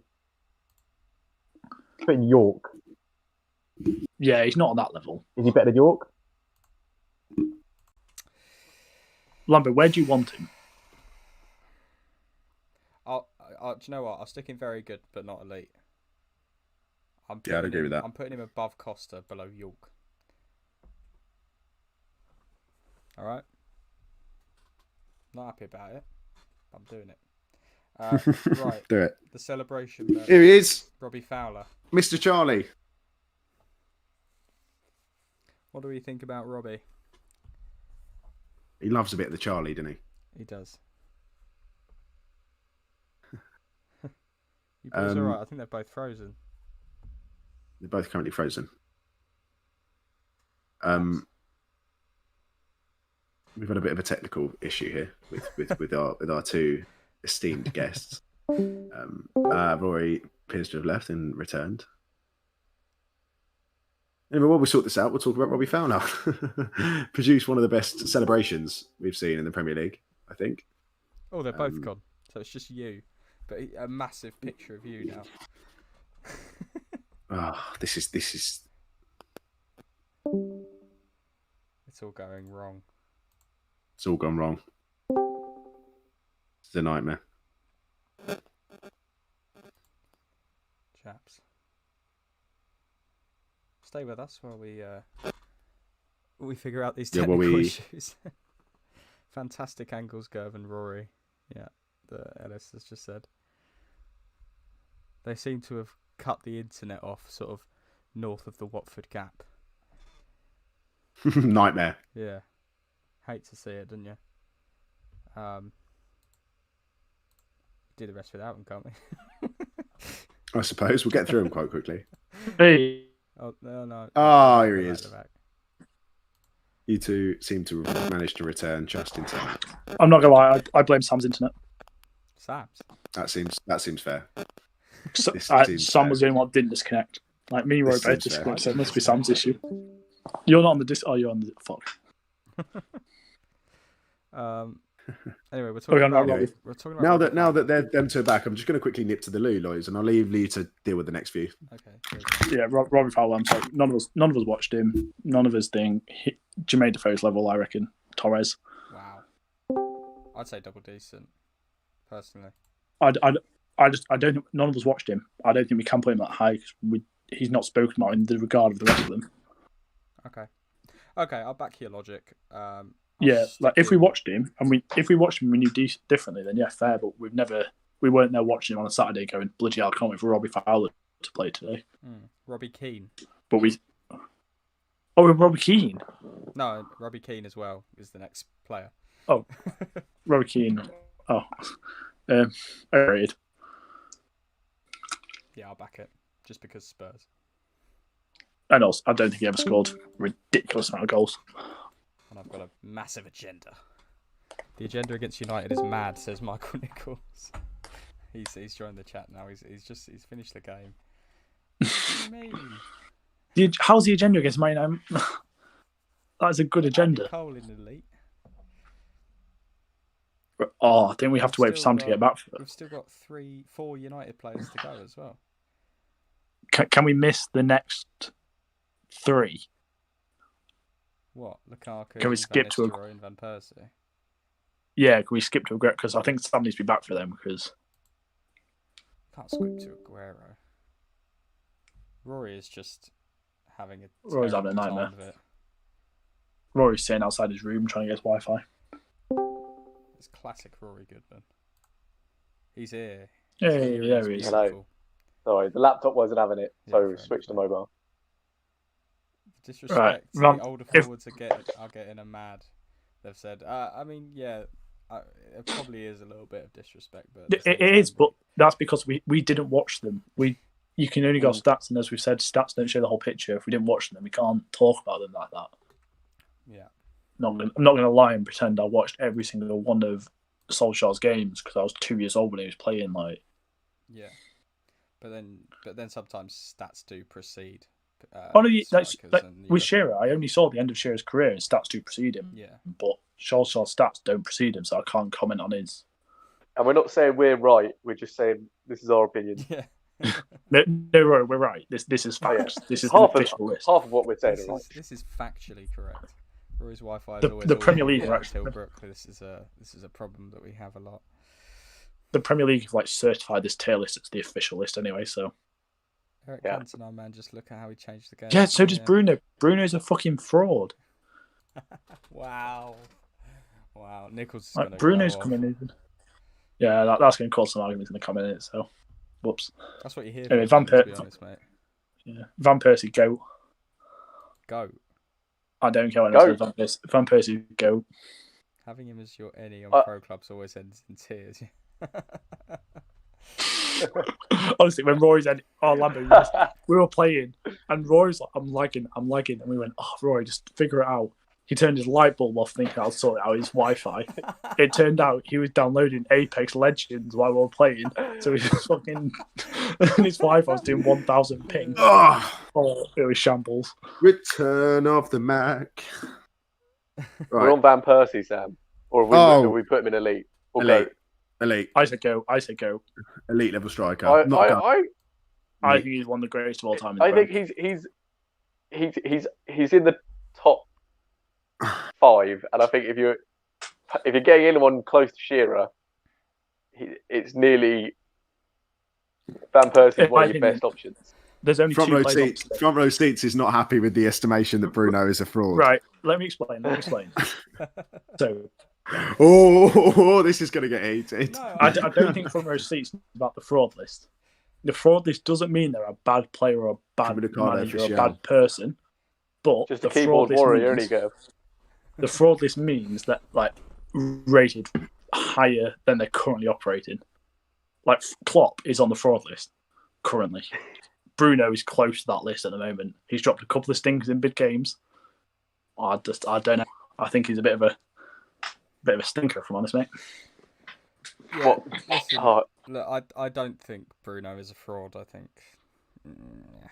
I think he's dropped a few stinkers in a row. Call a player a fraud based off a couple of stinky games. Yeah. I don't know, mate. A couple of stinkers in big games. Fraud. Let's move on before we start an actual riot. Quick addendum, because it's been going off in the chat. I think we need to put Cantona in a higher category. All right, let the chat have one. Cantona at the bottom of the league. Bottom of the league, then. Bottom of the league. Jamie, you've had your overruling, so the chat can have their overruling. Yeah, they put. Okay, next player, Romelu Lukaku. Very good, but not elite. Apparently, Bruno's Hannah's dog. To be honest.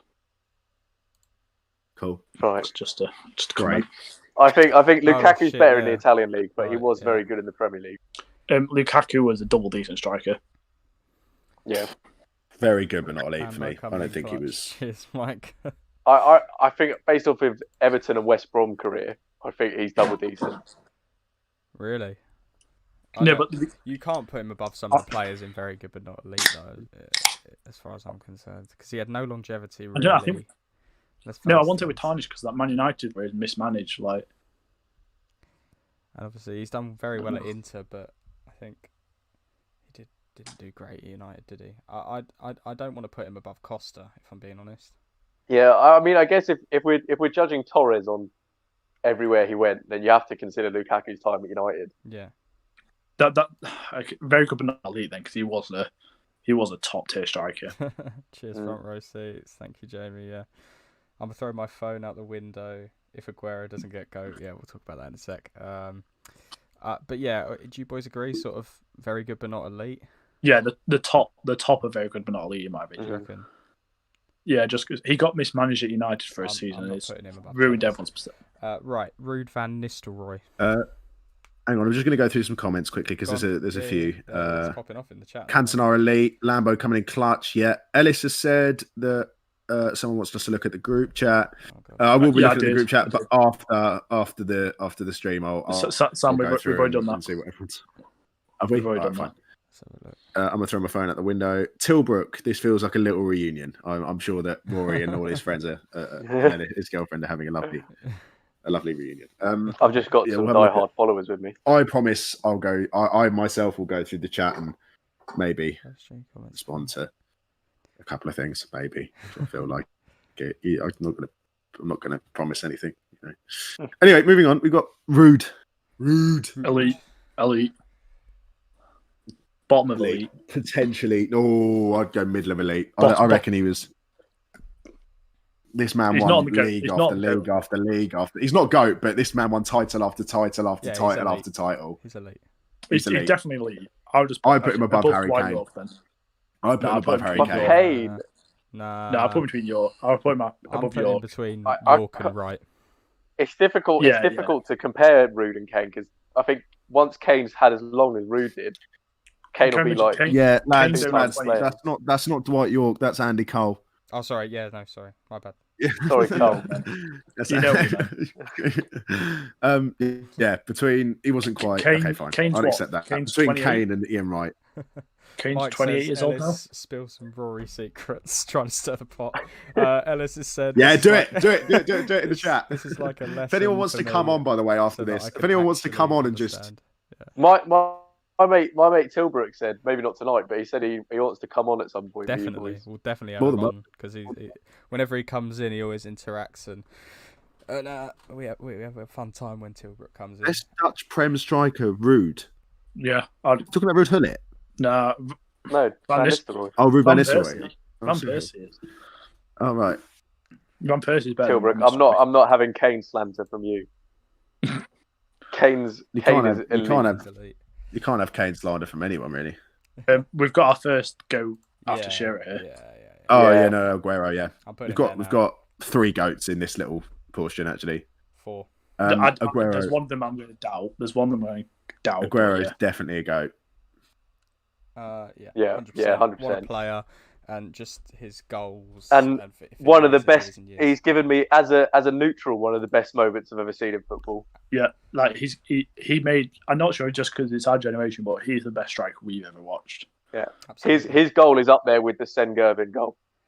Oh, it's not on that level. Have you seen my free kick? Have you seen it? Oh, having you two in the chat is the worst. Rory, that's a bit offensive. Roblin is also willing to come on. We might get Rob on, after this to come and have a conversation. We've obviously still got a tier list to do. We were going to play a little bit of GeoGuessr as well at some point. Yeah, but we were worried about. Matt Havel wants to come on as well. We'll definitely have him on at some point as well. Definitely. Front row, we'll get on. 15 viewers, boys. You lot going big time. This is crazy. I can't believe we got 15 viewers. Roy, it's dropped to 13, but yeah. Sharp, Gervin. Not on the live stream. Teddy Sheringham. Another West Ham player. Oh no! Gervin said overrated. Gervin, you're barking up the wrong tree here. That's caused a bit of an argument. As a player who played for West Ham and Tottenham, I don't see how you can say anything other than overrated. Personally, I think that's it. I think 3 against 1 overrated. He has to go there. He was playing until he was 42, bro. What do you mean? Teddy Sheringham is a great player. Oh my god, has my internet just stopped? Or have they all just shocked into silence? Oh, Gervin's gone. Oh, Christ. My whole Discord's dropped. Big up Teddy. Yes, at the moment. Stevenage manager. All right, we're back. And Forest. So if we were going off managerial, acumen,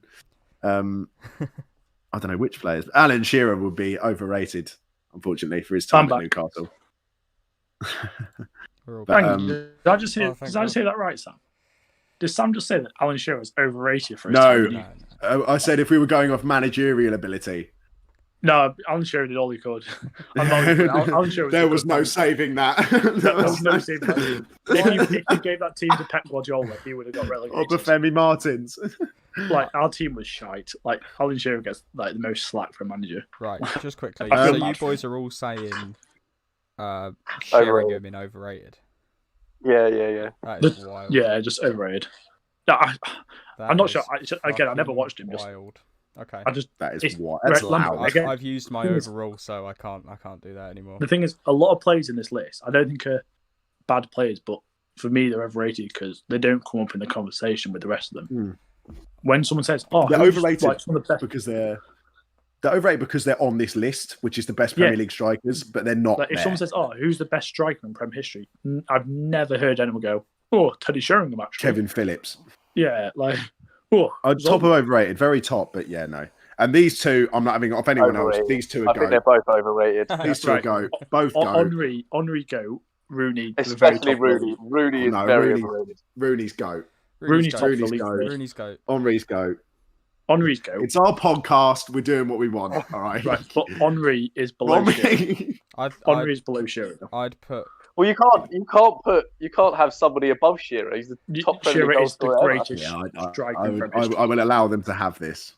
Like, he is the greatest striker in history. To avoid actual conflicts, We've got nothing going for us right now, so let us have our part. I'm putting Rooney above Aguero. Oh no, you can't. No. Aguero's a better natural goal scorer. No. Aguero's a better natural goal scorer of Man United. He's the top goal scorer of England. 32 of his goals were penalties. Exactly. And shit. Oh, I can't have. But he's also Man United top goal scorer. Aguero is Man City's top goal scorer. But magnificent. Man City were only been good for the last couple of years. Hang on, they had Robinho. Ever since Aguero got there, they've been elite. Aguero was their elite signing. They both go, and I personally, going off goal scoring ability, would have Sergio Aguero above Wayne Rooney because I think he was a better finisher. But in terms of overall impact on a team, Rooney's probably better because he could play as a midfielder. No, as well. Alessandro, you're saying. Can someone ban Alex, please? Can someone ban Alex? Right. Alex, you're picking the wrong fight and you're creating issues for me and Lambo. As a playmaker, as a cam, or as anything else, he's got two nibbles there. Better. He got two nibbles in the space of one message. No, he was better in terms of the playmaking. This is about who you were as a striker. As a striker, he was not close to Shearer. Just putting the ball in the back of the net was always Shearer's game. Like that's all he did. Nah, no. Sorry, I grew up with Wayne Rooney killing it every week. I think Rooney's better than Aguero. No, Henry's better than Rooney. I go with Aguero, but Shearer's the best of all time. Lambo, we're getting reported by Michael Nichols. I think it might be for my comments on Wayne Rooney versus Aguero. But all right, here's a question for you. Out of all the strikers that have ever played in the Premier League, which team has had overall the best strikers? United. Newcastle, without a doubt. United. No, in terms of players, that once played for Newcastle. It's Newcastle. They're not known for our days of us. I think Arsenal could be a shout. Right, Owen, Shearer, Cole. They're not known for us, but we have had them at one point. Rooney, Van Persie, Owen, Van Shearer, Nistelrooy, Cole, Cantona, Ronaldo, York, Owen. You can only play two at once, lad. Berbatov. No, I know, but that's the point. All these, you can't argue it. No, I just want to point out, we did at one point we did have Steve Sidwell.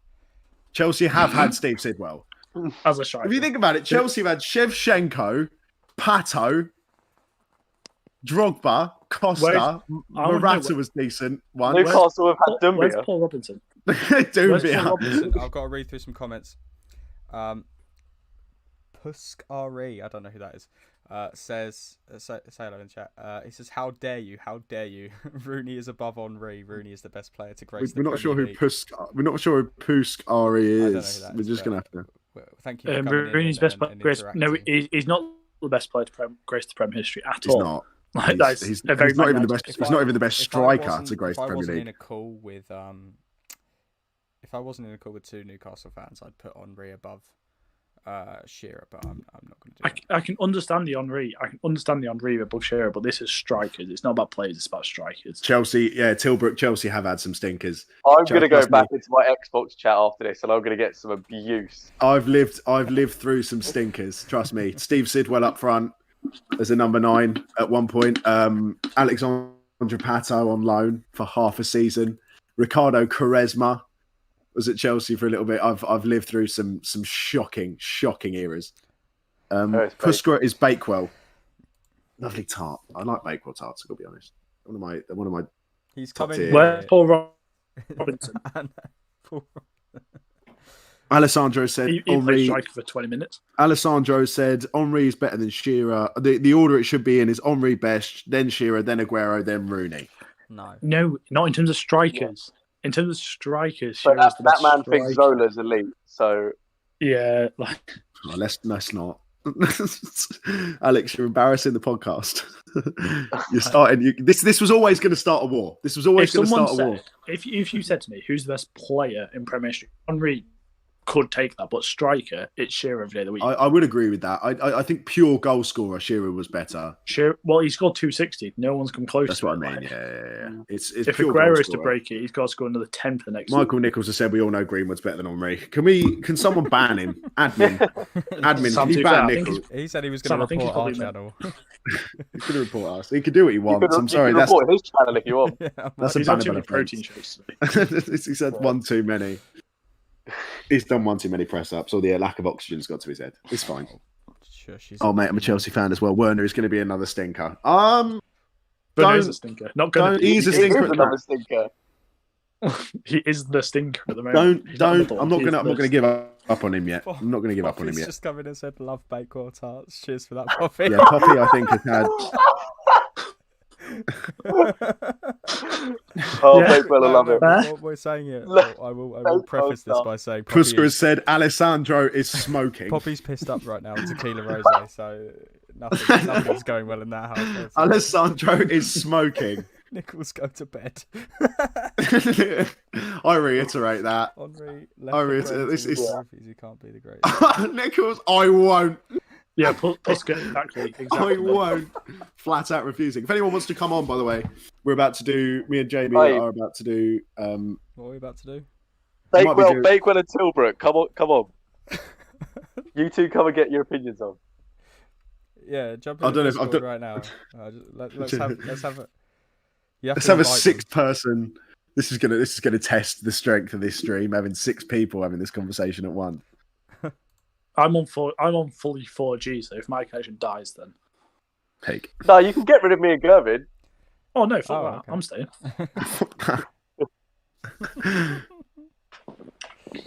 It's my only day off for the last week. I've done my time. I've brought in 30 minutes. I hate Kai Havertz so much. Ellis has said, "Don't beef Tilbrook, Rory. He'd take you out with one swing." Rory, you're massive though. What the fuck? Oh, when your girlfriend supports you, just girly things. Just know, Rory gets pegged, doesn't he? Rob wants to come on as well. Make it 7. What's Rob said? Make it 7. Rob, we will have you on. Maybe one day you'll have to make a tier list of viewers. No. Oh, we were. Oh no, that's going to cause some drama. No, it's not happening. That's not happening. I'm sorry, but we need to respect our audience as much as we can. Someone suggested one day to do a Winchester futsal tier list. The next category of tier list. Ooh, it's a good question. The next category of tier list. Are we doing a tier list? See, the thing is, I'm completely unbiased on any of the tier list.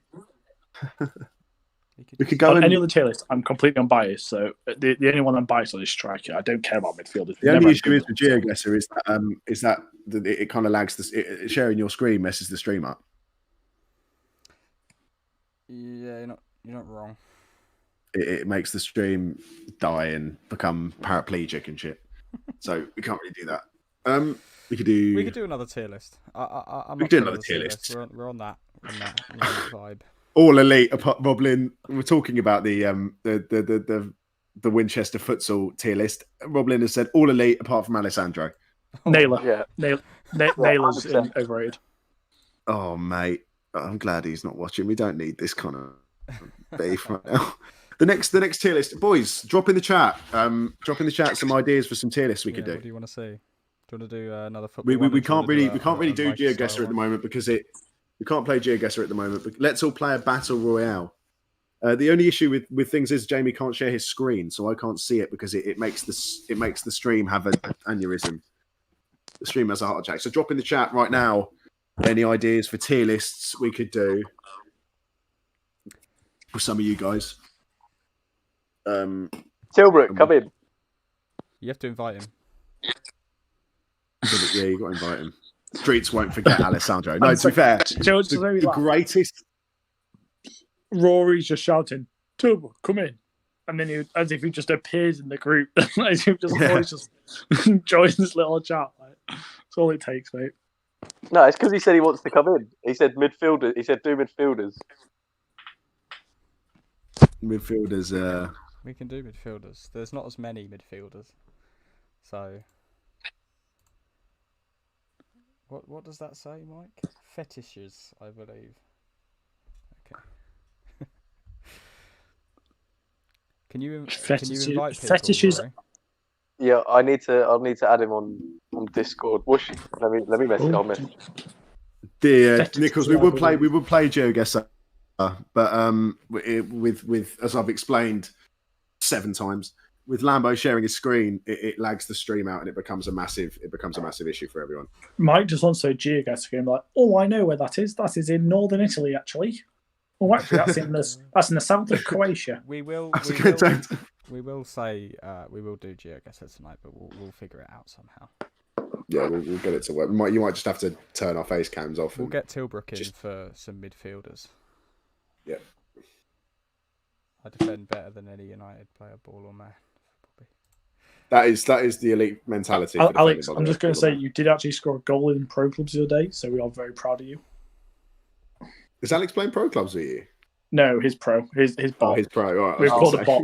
We've called a bot Alessandro Di Piano, and it scored a goal from a corner. We went mental. If any of the boys from our pro club, I doubt they are in, but if any of the boys from our pro clubs are really. Rob says get him into.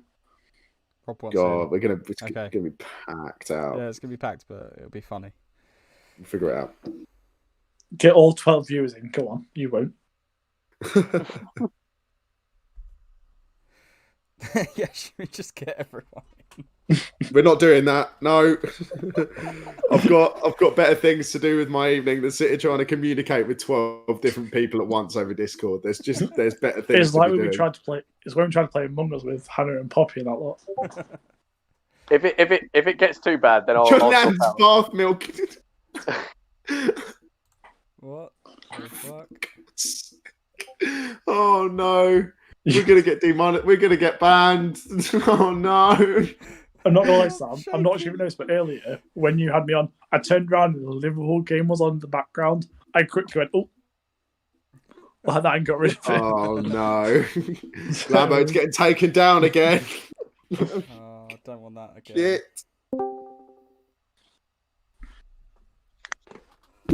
Oh. Hello. Here's the boy. Hello. Welcome. I'm ready to cause some controversy. Great stuff. That's what we love. That's what we love. Do your face cam or do you want to leave it?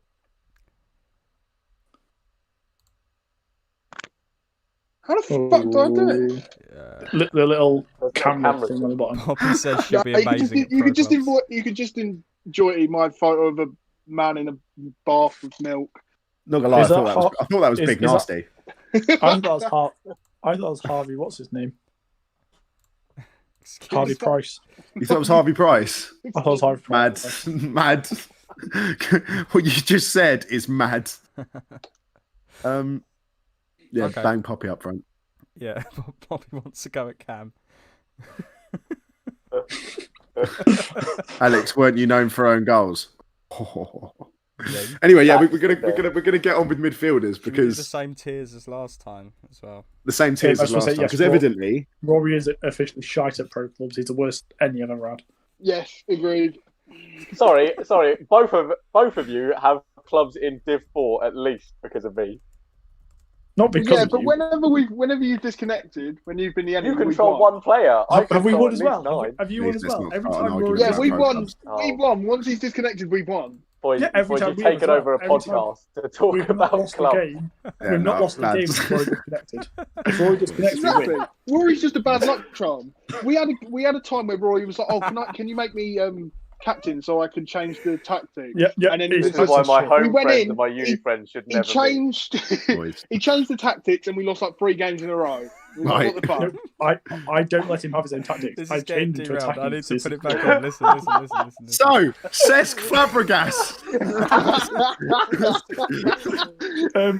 Goat.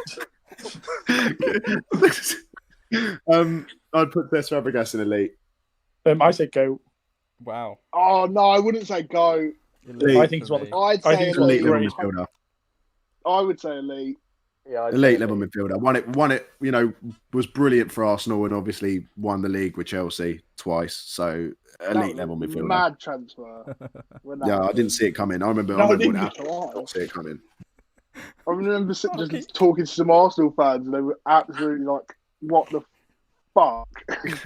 Yeah, it was a good day in my life. That it was a really. It's making me cry. What's he saying now? Mike Nichols is just having general conversations with people over the chat. He talks to himself. Everyone uses the YouTube chat. No, listen, Poppy said I'll be amazing at pro clubs, and he said get Poppy up front. Actually, nah, she's a keeper. Shut up. Rob said, someone ban him. Someone ban him. Rob said get Poppy in the call. Mike said I agree. 6 lads and 1 gal. One gal. Alex, have you learned which goal you're supposed to be shooting in yet? Oh, for God's sake. Can we, boys, please, can we get on with the midfielders? Eriksen is very good, but not elite. Very good, but not elite, yeah. Eriksen, I never thought Eriksen ever did anything. I think he's good, but I think elite. I think he's overrated. I've got to say, looking at the midfielders there, if anyone's going to go in overrated, it would be Christian Eriksen. No, but why would he be? Why is he overrated? At what point? Because he just never really done anything significant for the club. He left on a free, so no one else thought it was incredible. No. But I think overrated. I think you need to change that tier from overrated because I think overrated sending the wrong message. I think it should just be not good. In this one, it's just not good. Just not good. Not good enough, mate. Not quite on the list. Can we change it to just meh? Just change it to meh. Yeah, meh.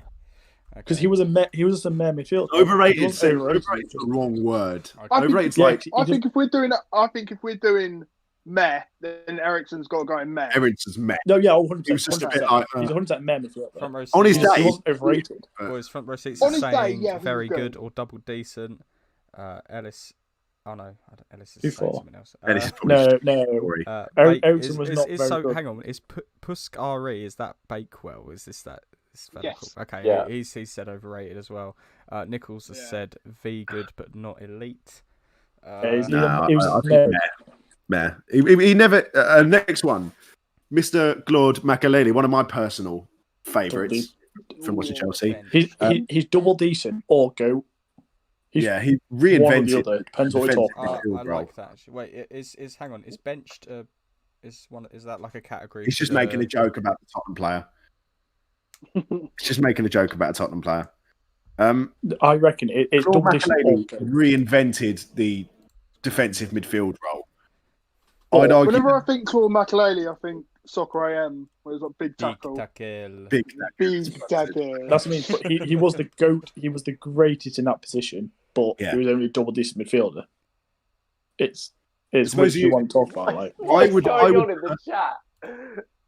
Just ignore the chat. I'm going to pretend the chat isn't happening for a couple of minutes to let them not have a conversation. Why is Nichols saying Nichols? Nichols, just please behave. What's going on? Nichols is stressing me out. Hang on, boys. Everybody say goodbye to Matt Hovell, who he has work. Bye, Matt. Bye, Matt. Love you. In the future. Thank you, Matt. You're an absolute star. Fellow. We'll have you on at some point to talk about football. Rory, I've got a question, mate. Did you say wheel? Yeah. Did someone say wheel? No. Wheel? Someone say wheel?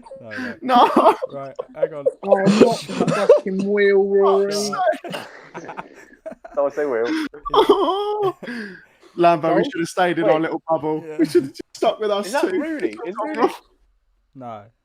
Oh no, wait! I'm really far behind. Don't worry, ignore me. Anyway, Makelele in Makelele. I was saying goat or double decent. I put Makelele in the middle in elite to appease. Yeah, I'd agree with that. I don't know if he's elite. Nah, because his job in the midfield, he was the best ever. No. So that's what I'm saying. He was either the goat. Yeah, he was the goat in his position. I'd say, if we're going to put him anywhere, it has to be elite. Elite's fine. I'll lay off then. Elite's fine. David Silva. Go. I'm going to be controversial. Go. Yeah, go. Not controversial at all. Go. Well done, everyone. I thought that was controversial.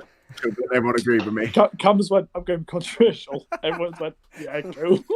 I thought that was going to be like everyone was going to go no elite, and then I was going to go and was going to go oh really, but no, everyone just said go. And ruin It looks like you, to be fair. You're 100%. Huh? It looks like you, to be fair. Well, David, yeah, suck your mouth. Right, because you know the best bit is we have no idea what you look like. In the slightest. I was going to say none of us know what you look like unless we're going off your picture on Discord, in which case I don't know actually know what Rory's. Yeah, that is me. That fella does not look like a 5'8" maggot. Yeah, the resemblance between Silver and Tilbrook is uncanny. I've always thought Silver looked like Big Nasty. Yeah. Anyway, next one. Sorry. Bakewell has just said David Silva meh. No, fuck off. No, you're waffling. Fuck off. You're waffling. Oh, he's a United. He's a United fan. Yeah, he's a United fan. He's waffling. Front row seats agrees with Goat. Nichols has said wouldn't put him in my FPL team, but who is that? To be honest, is that... you did 30 points worth of transfers without playing your wild card earlier, so I don't think what absolute wanker. Next one, Emmanuel Petit. Very good. Oh, Rory, that's a bit of me. That is. I'd say double decent for Emmanuel. I say double decent. I hate Petit. Yeah. Double decent Emmanuel Petit. I'd agree with that. I'll back it. Sharp. Sam, where's Sam? Is this controversial, mate? Sam, no, it's Goat, mate. I'm gonna be controversial here. Goat. Shut up. Let's go. Let's go. Let's go. Anything other than go for Frank Lampard, and you can leave the call, and you're banned from the channel. And that is the end of the conversation. Poppy definitely wants to spin the wheel as Rory, where's the? Rory, where's the wheel? We can't even see the wheel though. Well, I'm not sharing. So if we share the screen, it messes the stream up. Oh, just tell us what it lands on then. Yeah, but just your camera. I don't have the wheel on hand. It's not like no, he doesn't just have it. He'd have to set it up. Next, Joe Cole. This has to be meh. Meh, 100%. As much as I love him, as much as he was brilliant at Chelsea. He's the only one on this list that I've actually met. I can hear Lambo's tears. Oh, friends. Also, I said this to Lambo earlier. It's outrageous they've put him in a West Ham. The picture of him in a West Ham shirt. No, that's where he's known. Sam, that's where he's known. He won the league with us. Yeah, but Sam, I know him in a West Ham shirt. Oh, mate. He was always meh. He had like his moments, but he was very good on the ball. He scored that volley. He scored that volley for England. Yeah, where that was like his career highlight, and then that was his defining moment when he was playing for Fleetwood or whoever, Notts County, whoever it was, last 2 years ago. The only thing I think was that volley to top right corner. It's the only thing I can remember from him. Juan Mata, very good but not elite. Oh, I think it was. Yeah, actually, yeah. He's always been. We've got here. He was always very good, but he was never on the level of the rest of them, was he? No. He always got overlooked as well. Like when, especially with Mourinho, he always got overlooked and never. He's always been pushing. Really. The thing is, he was Nichols and Bakewell are about to have a fit in this chat. I swear. we've put a United player not in the top two wheels. Juan that's a very good not elite. Yeah. See, Alice. He was always pushed. He never made it. Like. De Bruyne, go. Elite. Yeah, he's go. He's go. Right, if he stays for 5 more years, like he probably will, he will be the. I'm saying right now. No, but Vardy made elite. Ability wise, this guy's go. He's the greatest the Premier's ever seen. Yeah. De Bruyne, greatest midfielder. Fucking hang on. Let's not. All right. Right. Probably not in the he's the greatest. There are things we need to talk about, Gervin. This is an opposite of a fucking bell graph, isn't it? Yeah, he's above David. He's above David for me. Is he? Really? Just to clarify to everyone in the chat, we are not going to be spinning the wheel. Okay? We don't have the wheel to hand. We don't have a wheel. On raw ability, De Bruyne's better than David Silva. Yeah, I'd say elite. I'd say GOAT, sorry. GOAT. I'd say GOAT below David. I'd put him top elite. I wouldn't put him GOAT. I'd put him top elite. Yeah, I wouldn't put him GOAT. Lambo, you're the vote. No. Lambo, you're the vote. I'm moving him above Silva. Good. Yeah. Sorry. Really? Yeah. He was the best player in the team. Modric in the Prem. Double decent. Double decent. 100%. Had his best years at Real Madrid. No, not wrong. Yeah, in the Prem. He left at a decent point in his career, excelled after it. He was just double decent there.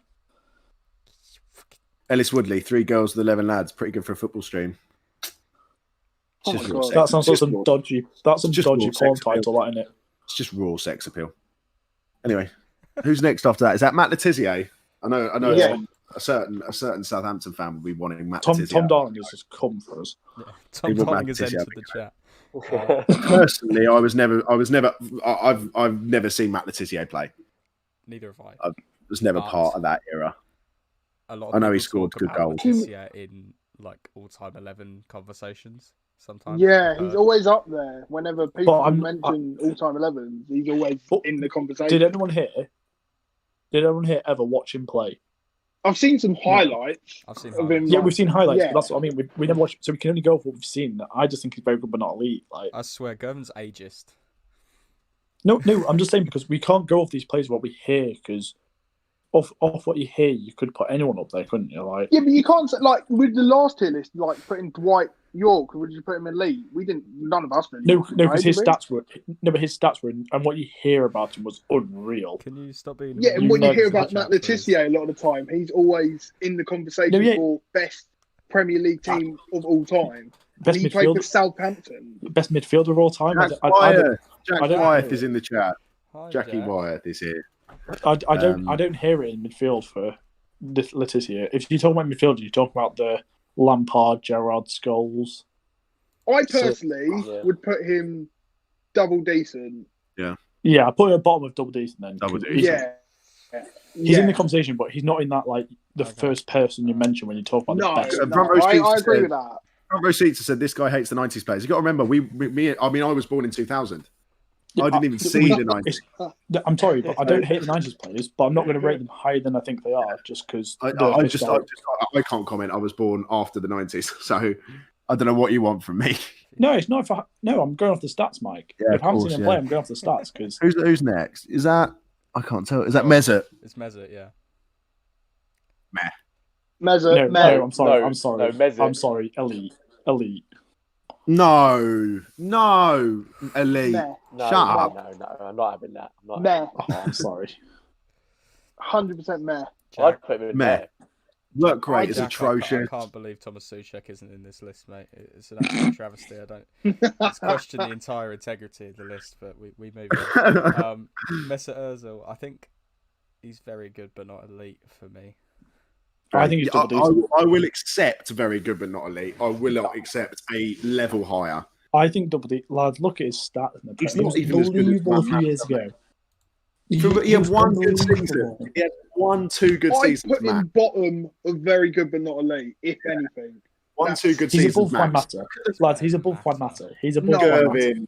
Gervin, his Arsenal career has ended with him actually being left out of the squad. The slander against Mesut and his assist. Political, though. That's not to do with his ability. The slander against his, he's above Mesut. He's above. I would accept him putting above Mata if it means he stays in that category. I'm willing to compromise on this. Okay. I will not have him up in double decent. No, he's definitely better than Juan Mata, though. Playmaker. Very good. He's definitely above Juan Mata. For what? Most assists for all things. He's no Yossi Benayoun. Next up, one of my favourite players from the Premier League era, Michael Carrick. Bakewell, every single time a Man United player's even been mentioned, it's like go. I told you, Carrick go. Carrick go. Rob says Souček is in the tier. He's just disguised as Vieira. Yeah, fact. Souček may be disguised as Vieira in real life. We don't know. Yeah, Rob clearly watches the alternative West Ham commentaries. I know he loves it. He's the Czech Patrick Vieira.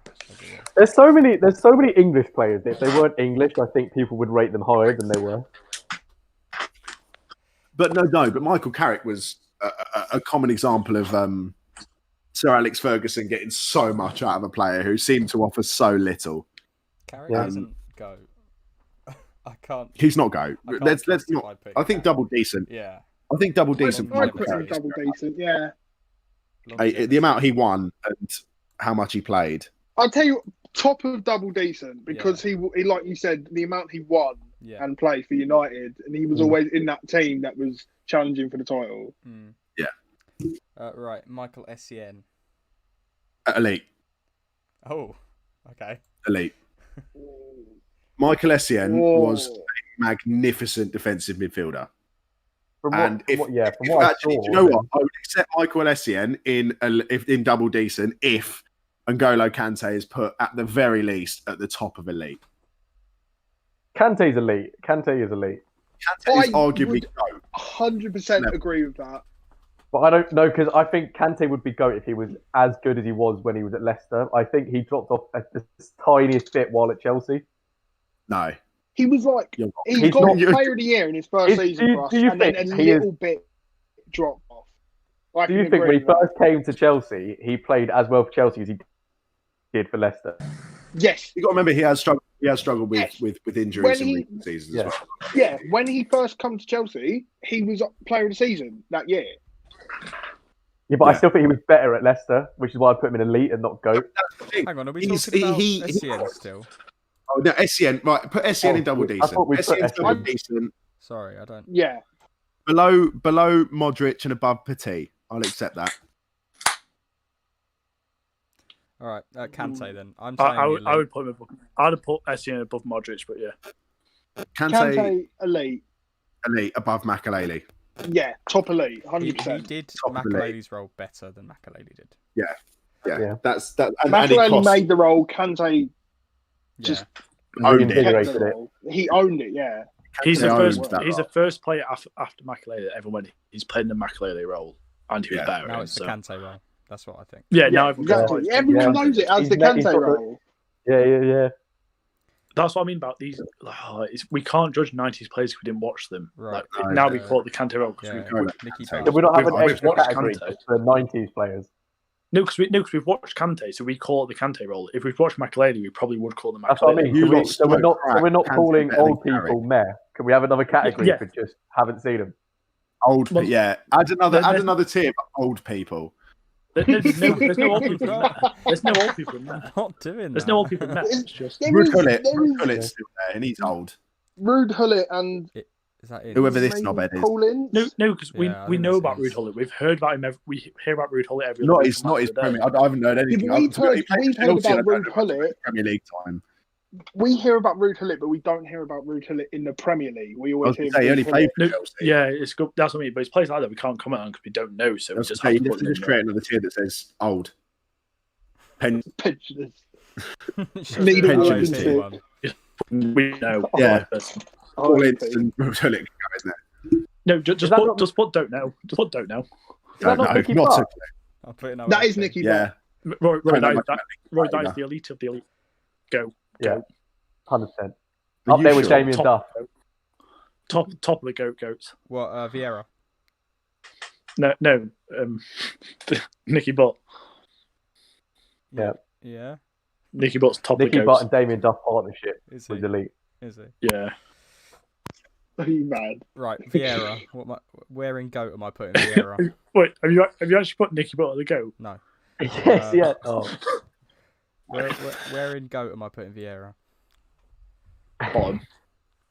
He's got. No. I mean, that's another one. He's like the Kante role, isn't he? You've got the Vieira role.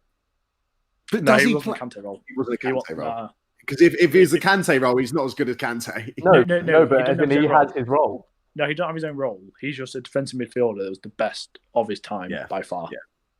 Yeah. I agree with Gareth. He didn't reinvent the game in any way. He just played what was there superbly. He's the bottom goat. Yeah, bottom goat. I'd agree with that. I'd personally say above Silva. I would. Because he was part of the Invincibles. Yeah, he was the key part. That's a good point. He was the key part. Exactly. I'd say above Silva, but he's not De Bruyne. No. I'm back into it. He ain't KDB. Yeah, I back it as well. KDB. Again, I don't know enough about Paulins to comment. OAP. I know he went to Inter. I've put in brackets. This doesn't mean that they're bad. Yeah, it's one of those like we don't know the bad. It's just we don't know. Don't know enough about them. Top of the head and not spending. If I spend half an hour researching it, you could comment. All right, should we all have a laugh now? We're not. Paul Pogba. Can we have a Graham Souness category, please? Oh my life. Is Bakewell still here? Bakewell's about to... And Man United fans are not allowed to go off his last two performances as his whole Premier League career. Mate, it's meh. I'm waiting for the goat. I'm waiting for the goat. No. He had, right? You cannot base Man United fans before you say anything. You cannot base his two good performances recently as his Premier League career. Oh no, because Mike's going to cry now, Rory. Cheers, Ellis. Thanks for coming on. Much appreciated. Pleasure, Ellis. See you later. To be honest, I'd have a separate category for Paul Pogba that just said bad. No, underwhelming. He's a bottom there. Yes. Can we now create the overrated category? This is where you need the overrated.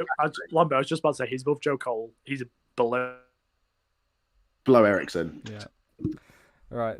I think so. Chris Noakes as well. Some contentious ones. They are all contentious, apart from Reddit. Skulls. Go. Below David Silva. Above Vieira. No, not below. Vieira. No, not below David Silva. I don't rate Skulls. No, I've got to be honest with you. Above Vieira. You don't rate Skulls. Oh, not Vieira.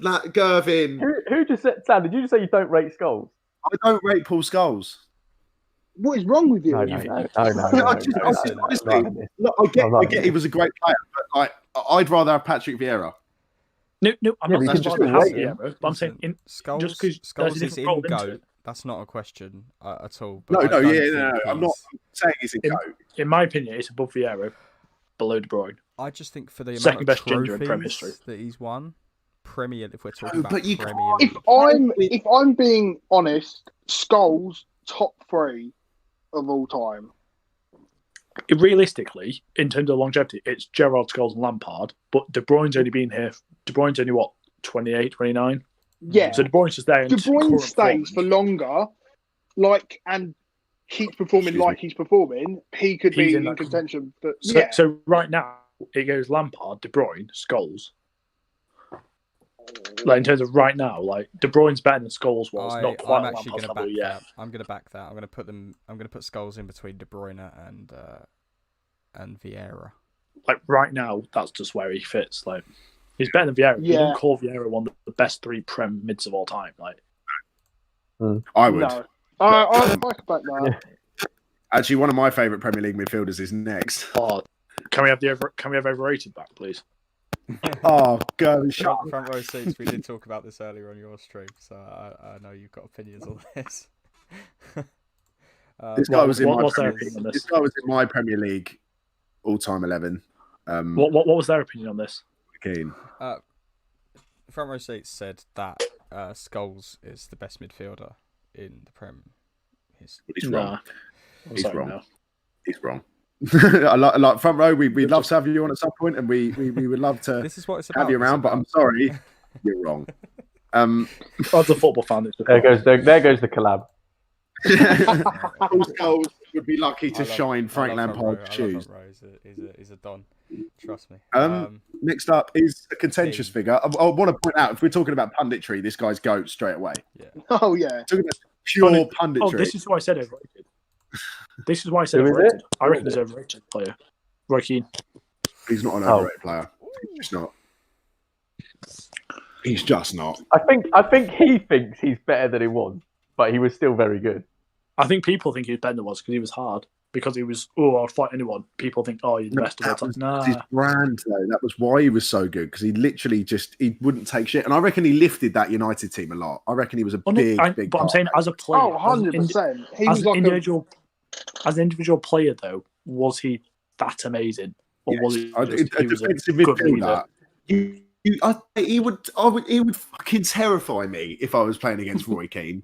Mm-hmm. So I'm saying, and that is part of his game. That's part of his game. If he, being hard hit, the maximum allowance is double decent. That's a maximum I'll allow. Oh mate, elite. I'd say elite. You can't serve in top of elite. He's not on Kante's. He's not on Kante's I'd playing even level. Stretch to put him below Scholes, above Vieira. Yeah, no, that's where I'd have him. Surely not. That's where I'd have him. Surely not. I think when you look at Vieira and Keane, they had that was rivalry for ages. Fabregas? No. Is Fabregas better than Keane? Yes. Listen. Is Fabregas better than Keane? No. Different players. Listen. Keane and Vieira had a rivalry for years and years and years, and Keane won how many titles? No. That doesn't happen by accident. No, that's your team. I feel like he was a hard man in a good team. You say that about a lot of the players. No, I think he was a good player. Don't get me wrong, he was a very good player. But I think if he wasn't as hard as he was, and he wasn't this big leader man. Now that I'm looking at this list, I think personally we should move David Silva down to elite. That's the one man I thought for. Because I've come to a consensus. Where is he going? When I say Keane's overrated, by the way, from Rosie's, I'm not saying he's overrated. Shit. I mean, I don't think he was the player people think he was, because he made up for it by being this hard man. Right. Where is Roy Keane gone? I want to put him in GOAT. I think from all 5 of us. Come on. I want GOAT. Tilbrook, what you say? GOAT. I'd say elite. I say elite. 2 elite. I'd say or you're the decider. Elite. Okay. He goes in right. Okay. It's out of our hands. It's out of our hands. Me and Lambo said go. We run the podcast. We wanted him in go. Just to clarify, me and Lambo, who run the podcast, wanted him in go. So direct your abuse towards these people. Direct all of your abuse, not at me and Lambo, towards these people, because these are the people that's caused this issue. This is not us. Okay, just to clarify. I'll take all forms of abuse. Just to clarify to everyone, we said go. Okay, Lambo, put him in elite, and we could just—he's the top of elite. We'll just move on. I'm upset. Yeah. Right. Realise the amount of aggro you're causing. Alex, hang on. Just look at the chat. Alex said, "Gervin, can you tell you started watching football in 2004? I was 5 years old in 2004. Hey, Alex, how was I meant to watch it before 2004? 2006, 2004, Alex, 2005. Just because you're 40 years old doesn't mean we could have watched football before we were born, mate. Dylan, I tried, bro. We both tried, Dylan. Were you boys giving your actual opinions, or were you basing it off of? No, genuinely, I genuinely believe that Roy Keane's one of the best. I mean, any United player who had a long career and was part of that side that won so many titles deserves to be in GOAT, in my opinion. I don't agree with that. Just because I don't think they're all GOATs. Just because otherwise, I think if we're putting Roy Keane in GOAT, we got to move David Silva down to I elite. agree with that. Oh, but because we're leaving Keane in GOAT so badly, so I'm going to leave him there. I mean, I think Silva. We'll move on. Silva is one of the GOATs. Silva was a GOAT. Do we put Roy Keane in GOAT just to secure the collab? No. We've got to look after our own interests here, Lambo. Front row knows I got his back. He knows I got his back. It's true. All right, fine. Hullet is OEP because I don't know enough about playing at Chelsea to warrant any kind of card on Ultimate Team. Apparently, I think that's probably more basic. It's a class card. Just saying, he's a shite manager though. Yeah, he isn't a great manager. He was a player manager at Chelsea. Right, I want to leave him to the end. Xabi Alonso. Elite. Elite. Yeah. Elite. Wow. Class. Tilbrook. Above Kante, below Roy Keane. Hang on. Oh, there are pained wines coming from top of double decent. No, top of double decent. I can understand why you're saying it. Now, it's better than Fabregas. The question we have, or was he better than Fabregas though? In my opinion, Fabregas. No, Xabi Alonso. You look at the people who we've got in elite and GOAT, right? They have all won the Premier League with their team. Xabi Alonso never did. Xabi Alonso never had. Never. Was that down to Xabi Alonso? Was that down to the team he played with? It wasn't down to him. It was just down to the team. Players make their whole team better. They're meant to make. If he is that good, then surely he would have helped that team. I'm not saying Xabi Alonso was in a bad team. No, I'm not saying that. Are you saying that if Paul Scholes played for West Brom, he would have won the league? No. He got put into a team. The best players. Listen. The best midfielders make all the other players in their team around them better. Every single person. Right, so Gerrard. Gerrard not go. Listen. Every single person above Fabregas in the list has won a title. Yeah, Kante I agree with that. Won 2 in a row because he came into a team and he transformed. Are you saying Xabi Alonso? I think the only exception to the if Xabi Alonso winning a title is Gerrard. Yeah, and if Xabi Alonso went to Chelsea, they would have won a title. If he went to Arsenal, he would have won a title. He just went to the one team which didn't win a title. He was the best midfielder of that period. He just went to the wrong team. I wouldn't say that. Because not the best. Like he was one of the best. He was one of the best midfielders. Actually, he just went to the wrong team. And then he left. I'd say top of double decent. So I will actually agree with Tilbrook on this. He wasn't as good as Fabregas. Can I put him in elite before Fabregas? If he's going in elite, he's after Cesc Fabregas. Yeah, yes, 100%. I mean, there's not much difference. He's bottom of elite or he's top of double decent. Bottom of elite. Yeah, I can agree with bottom of elite. Right, yeah. Elite above Fabregas. Yeah, if you ignored his last few seasons, Yaya's elite. If we talk about that one season, that one season, top of GOAT. Yeah, yeah, 100%. Yeah, that season. But I think overall, for his time in the Premier League, Yaya was an unbelievable player. Yeah. Yeah. A bit of a diva as well, wasn't he? Rory just said if we ignore his last few seasons, but even his last, he was elite. That's when he was the top of his game. Yeah. No, you know he left on the top. Elite, I'd say elite above Xabi Alonso and Fabregas. I don't think he's quite immaculate. All right, fine. I don't think he's quite immaculately Kante. No, I don't think he didn't redefine a position, but he was better than Fabregas. Right, we're gonna. Didn't he throw a hissy fit one time? Yeah, he did. The birthday cake. Yeah. Yeah, he didn't get a birthday cake. He didn't get a birthday cake. I'd be fuming if I didn't get a birthday cake. I don't know what's wrong with that. Let's finish this. All right, lads. This is the big one, and I'm going to put Gerrard, and this is going to. Gerrard is below Vieira. You have me on, aren't you? You're actually having a joke, aren't you? Gerrard is below Vieira. No, he's below De Bruyne. No. He's below Lampard. He's below De Bruyne for me. He's below Carrick. He's below ability. Just on current ability, I think, because we're talking about De Bruyne's current, not his actual longevity. De Bruyne is a better player than Gerrard was. Below Paul Pogba. No. Yeah. Joe Cole takes that, mate. He is slightly better than Joe Cole. He's kind of in that middle ground. Listen. Alessandro says best not going GOAT, top of elite max for Gerrard, and I think that's wonderful. But so we're basing this. Are we basing this purely off ability? Gerrard is a player. Gerrard is go. You can't. Gerrard is the thing is with Gerrard is I think. Go on, Roy. I think out of everyone on that list, like watching them play football, I think either Gerrard or Lampard would be the ones that would like inspire me the most and would motivate me the most. Not De Bruyne. I know, but that's but I'm talking as in like them talking on the pitch, not their ability, but their presence on the pitch. I feel out of everyone on that list, them two will go into the change rooms at half time, and motivate you. That's the thing. Chelsea have never replaced that from Lampard. We've never. We haven't. I'm saying Gerrard. Ever since we got rid of Terry and Lampard, it's just not been the same. Even Lampard. I mean, Liverpool replaced Gerrard straight away with Jordan Henderson. Yeah. It's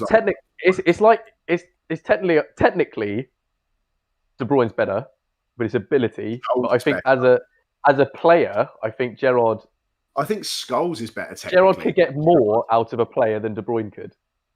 The thing is with Gerrard, I'm talking about ability-wise. I need to bring this in a bit. Hang on, sorry. I want everyone to say where they think he should go, and no one can react straight afterwards. I want one by one. I want Gerv's one first. Where are you saying in that? Between Scholes and De Bruyne. Okay, Rory. Behind Lampard. Okay, Sam. Between Vieira and Scholes. Tilbrook. Behind Lampard. Right, we've got 3 votes for behind Lampard, so that's where I'm putting him. Oh no, he's going above De Bruyne. I would have put David Silva above De Bruyne. No, I didn't think Gerrard's better than De Bruyne. I don't think Gerrard's better than De Bruyne either. But the thing is with But what factors are we bringing in? Because in terms of ability, he's better. But as a player, I'm not talking about leadership. I'm talking about a midfielder. If you leadership is part of your individual. No, Rory, imagine everyone in the pitch was already motivated, and someone said, "Which midfielder do you want to bring on the pitch?" If we are purely basing this on ability of how good they are on the football, De Bruyne's above Gerrard. De Bruyne's better. There you Gerrard go. is a more complete midfielder than De Bruyne is. I agree with that. I don't know if I agree. I think De Bruyne's the absolute complete package. He's got defending. He's got long shots. I think in a few years, De Bruyne will be the. I think if De Bruyne speaks, he will be better than Lampard. Yeah, but that's another thing you have to take into account. De Bruyne's got a future. Yeah. Yeah, that's what we're judging Gerrard's whole career. We're judging De Bruyne's last 3. Like De Bruyne's still got another 4 or 5 years to go on. Exactly. So at the minute, I'd say Gerrard above De Bruyne. But in a couple of years, maybe. Like what if this year, hypothetically, Man City win a treble, all of a sudden De Bruyne's the best midfielder in Prem history, isn't he? Like, right, I'm gonna do something now. I'm gonna give each of you a chance to move one player. Oh, Okay. Well, I like this. No, Cole's going to goat, boys. Everyone. Listen. I can veto. All right, I'm going to veto because I've got control of the mouse. Listen, right, Tilbrook, what's your overall? Mine involves 2 players, but it's just like a straight swap. Okay. Roy Keane and David Silva. I'm gonna. Yeah. I'll accept that. I'll accept that. I'll accept it. I love David Silva. I'll accept it. Yeah. Oh my life. I'm sorry, Rory. All right, Rory. Rory's fine. Yeah, so Rory's fine. No, I tell you what. I won't. I'll let him have it. I'll choose somebody else to make it interesting. If anyone moves Lampard, I'm revoking your position in this. Imagine Lampard ends up there. Because I'm moving him straight back. Go on, Rory. I will put. I tell you what, then, if we're scrapping the whole David Silva thing, I'd put. Oh, but I wouldn't. But I think I would have moved Kante further forward. But at the same time, I wouldn't put him ahead of Silva. Okay, so do you want me to put Silva at the very back end of GOAT? Below Keane. But then is that. No, you can do that. That's fair. Like, yeah, if you want Silva and GOAT, you can do that. Yeah, I want Silva and GOAT. Okay, that's happened. I'm taking last picks. It's my podcast, and I can do what I want. All right, go then. Your go. I want Fabregas at the top of elite. Wow. Above Kante. Above Kante. I think Fabregas. Yeah, I want Fabregas. I think Fabregas is unbelievable. Like, okay, it's gone. I think he's one of the most elite midfielders. Or Sam. I want De Bruyne and Gerrard swapped. Okay. I want De Bruyne and Gerrard swapped. I want those two the other way around. I just think De Bruyne is it is so good. It's almost Sam. He's just better. He's a better player than Gerrard. While I understand Rory's point about Gerrard being a leader, ability wise, De Bruyne is better than. Lads, we fucked it. We know what's going to happen now. Don't we? Let Lambert, Joe Cole's been go. Joe Cole's going to go. Rubbing or do you secure the collab and put Keane as the best ever? No, we've secured the bag by having him and go. We've secured the bag. We've got Scholes and Keane and go. I'm pretty sure we've secured that collab. I'm gonna put Joe Cole to very good but not elite. I'll accept it. We can accept that, lads. It's worse than it could have been. Below matter. I want him below one matter. All I'm saying is we've actually managed to create an opposite bell curve. It's actually quite impressive how absolute opposite to what he should be. This is just because he's in a West Ham shirt, and I really wanted him to be higher because I actually agree. I actually agree with the rest of the list, and I'm not going to go back on any of your other ones. So there's 4 Chelsea midfielders in the top 3 tiers. I'll take it. 3 in elite. Sam, this has always been your issue. You've always had top midfielders, but shit strikers. Yeah, we just never had goals. Since Drogba, we never had goals.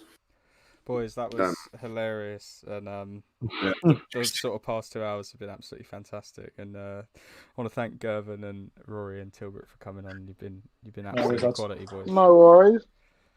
And hopefully we'll have you on again next time. Oh, no doubt, I am up for that 100%. I hope you enjoyed yourselves as well.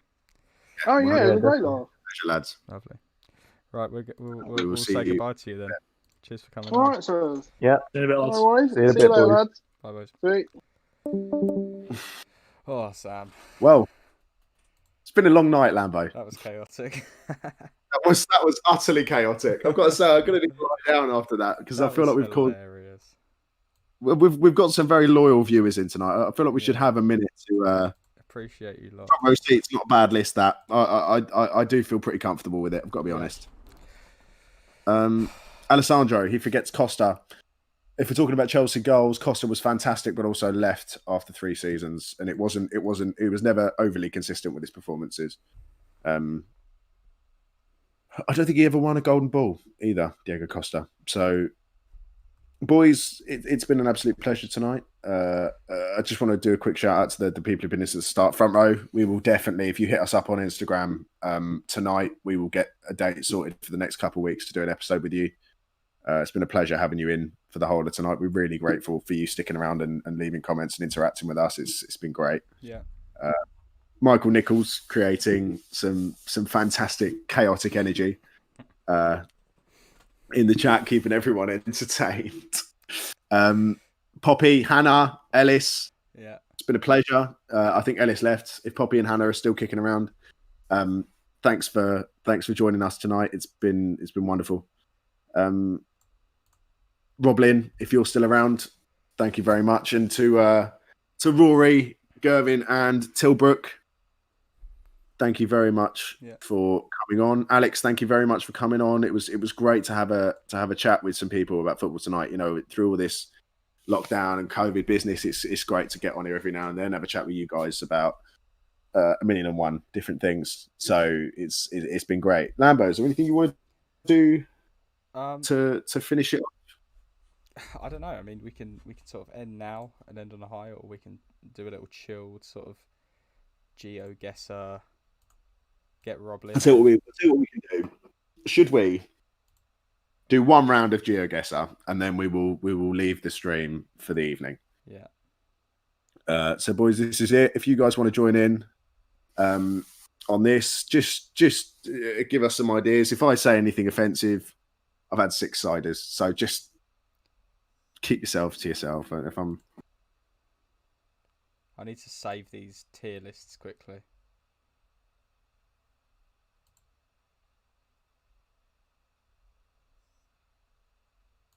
Because I need to put them on Twitter. Right. You good, Sam? Yeah, all good. Ready. That's wild. Love the live streams. Need one a week at least. Yeah, no, we will. We will start going on. Jamie, cheers for joining in at the end, mate. I can't believe it. It's been bloody wild. We had 15 peak, I think 15 or 16 peak concurrent viewers. That's great. Blows my mind. Considering we've only done 3 streams, I mean the support is unbelievable. But we'll get on a bit of a GeoGuessr, sort of just to wind down for the night. What do you want to? Should we do a UK one possibly? What do you fancy? A UK one. Yeah, why not? No, because that leaves out the chance for. I can't see your screen, by the way. You might have to share it. Do you know and what? Just pray. I'll share it and hope it just works. Yeah, just do it. If we're a bit laggy, we're a bit laggy. You know what I mean? Is that done? Are you on that? Hang on. I am. When the pubs reopen, we can do things. Imagine a kick-off style with the Hawks. Yeah, honestly, mate, we've got big plans for. No, 100%. We've got big plans for the Euros in the summer. Hopefully, when COVID sort of dies down a little bit, we can all get into one place and just sort of have a mental England watch along and oh god, football stadium one. That's a good idea. That's a great idea. We'll do that and then we'll end the night. Oh god, you're okay, it's fine. Oh Jesus. OBS, everything okay? OBS is giving me grief. What's up with it? Nada. It's all good. No qualms, fella. Cam wants. The fuck is Cameron calling for? Just ignore it.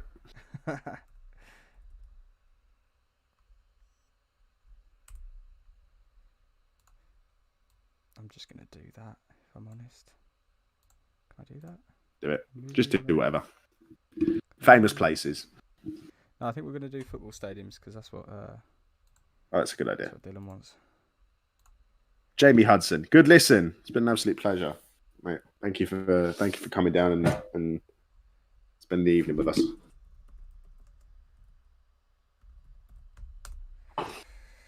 Oh.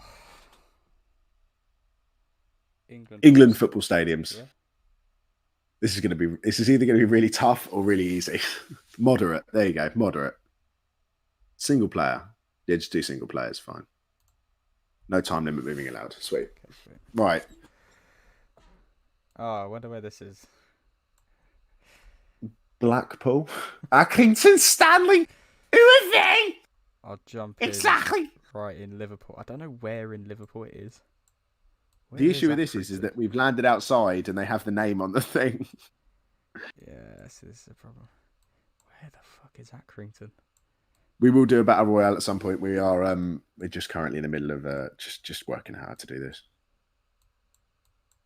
Anybody know where Accrington is? Type in the chat. You're gonna have to. Have to be my chat, Sam. Your chat. Yeah, you're gonna have to keep up with the chat and say what. I'm trying to keep up with it. It's not. Chat's not overly active at the moment. Make it active. Yeah, as I said, Jamie, thanks for dropping in. When pubs reopen, imagine the kickoff style with the Hawks. Yeah, we will do something like that. I think for me, mine and Jamie's birthday, in July, we were hoping to do something. Has anyone got any clue where Accrington is? That's my house. Not a clue, mate. Fuck you, Gavin.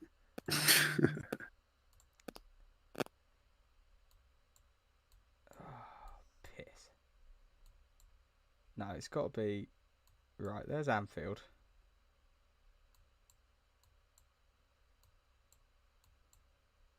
Actually, is Accrington in Liverpool? Or am I just... Is that just a massive assumption that I've made?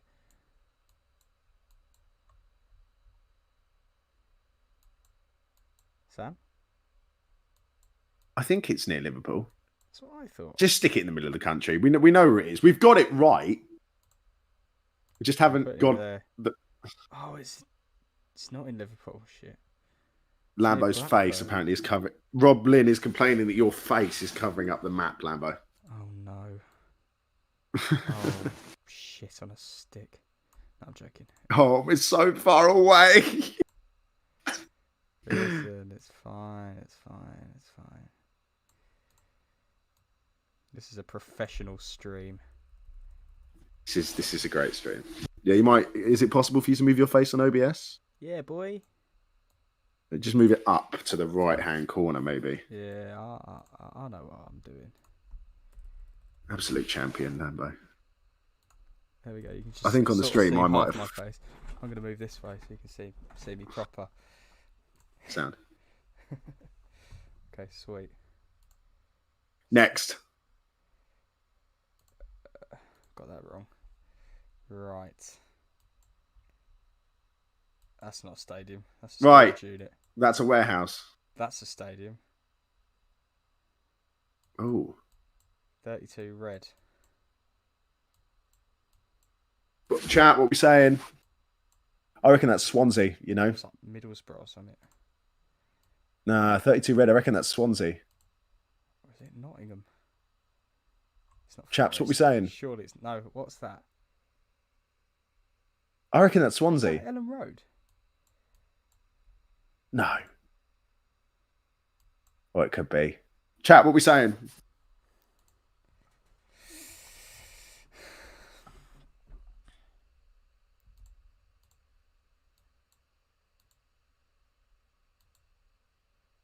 Why have they put me on the back? Oh, LeedsUnited.com.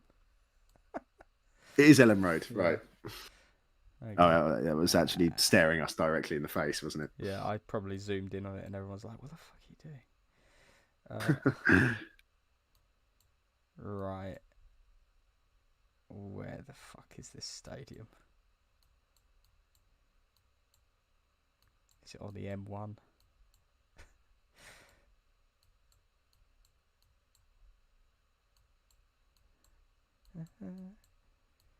I don't frequent Leeds, if I'm being honest. I actually make it a point of principle that I don't frequent Leeds. Do a football stadium one. Yeah.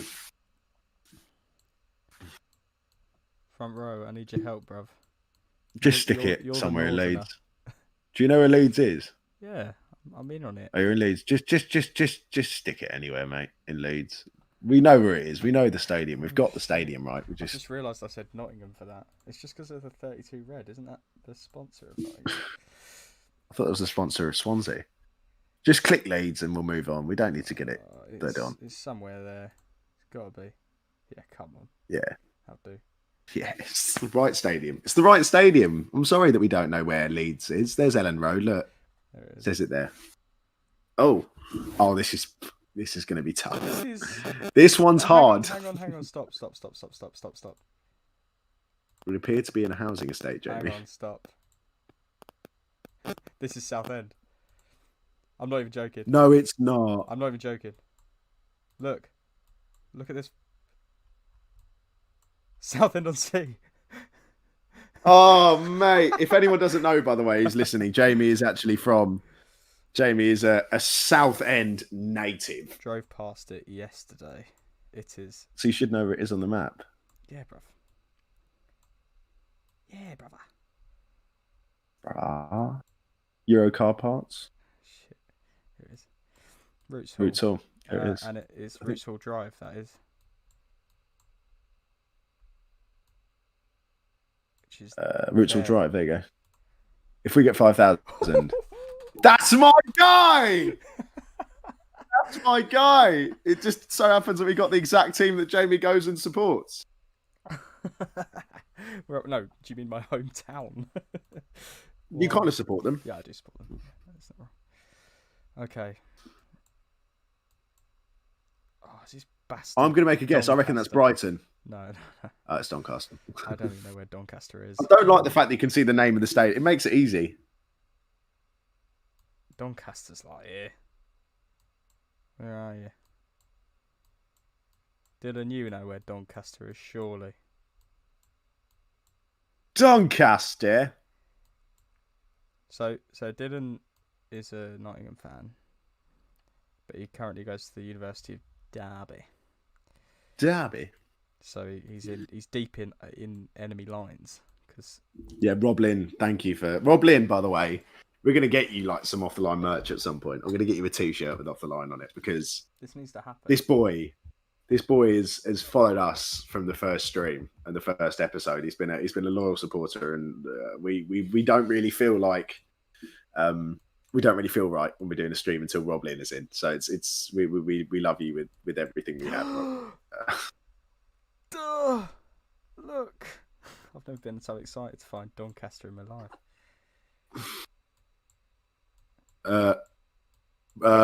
Front row has said North East Sheffield. He's not fucking wrong. Smashed it, smashed it front row. Smashed it, Dylan. Forgive me, I've had a little bit to drink. Donald. Just stick it somewhere, Jamie. Sticking it in the middle of bastard Doncaster. I was actually nearly there.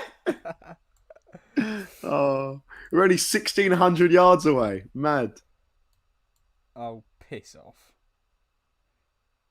It's Accrington Stanley again. I know where it is this time. No, it's next to you can't give us the same one. Does that say Wham Stadium? Yeah. Is that what it's called? Yeah. Accrington Stanley, the Wham Stadium. Yeah, bro. Sweet. Accrington Stanley, who are they? You can't give us the same one. That's out of pocket. I genuinely thought it was in Liverpool. Accrington Stanley. I reckon it's up that road, though. I reckon it's up the road. This one. Yeah, I reckon it's like at the top of that road because we're on a corner, aren't we? Yeah. Like on the corner where that meets Livingston. Yeah. Yeah. 5K. 6 yards away. Half a penalty spot away. Oi, we're sick. I don't care. We're actually sick.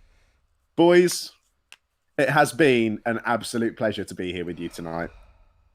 You've all been amazing. We're going to let you...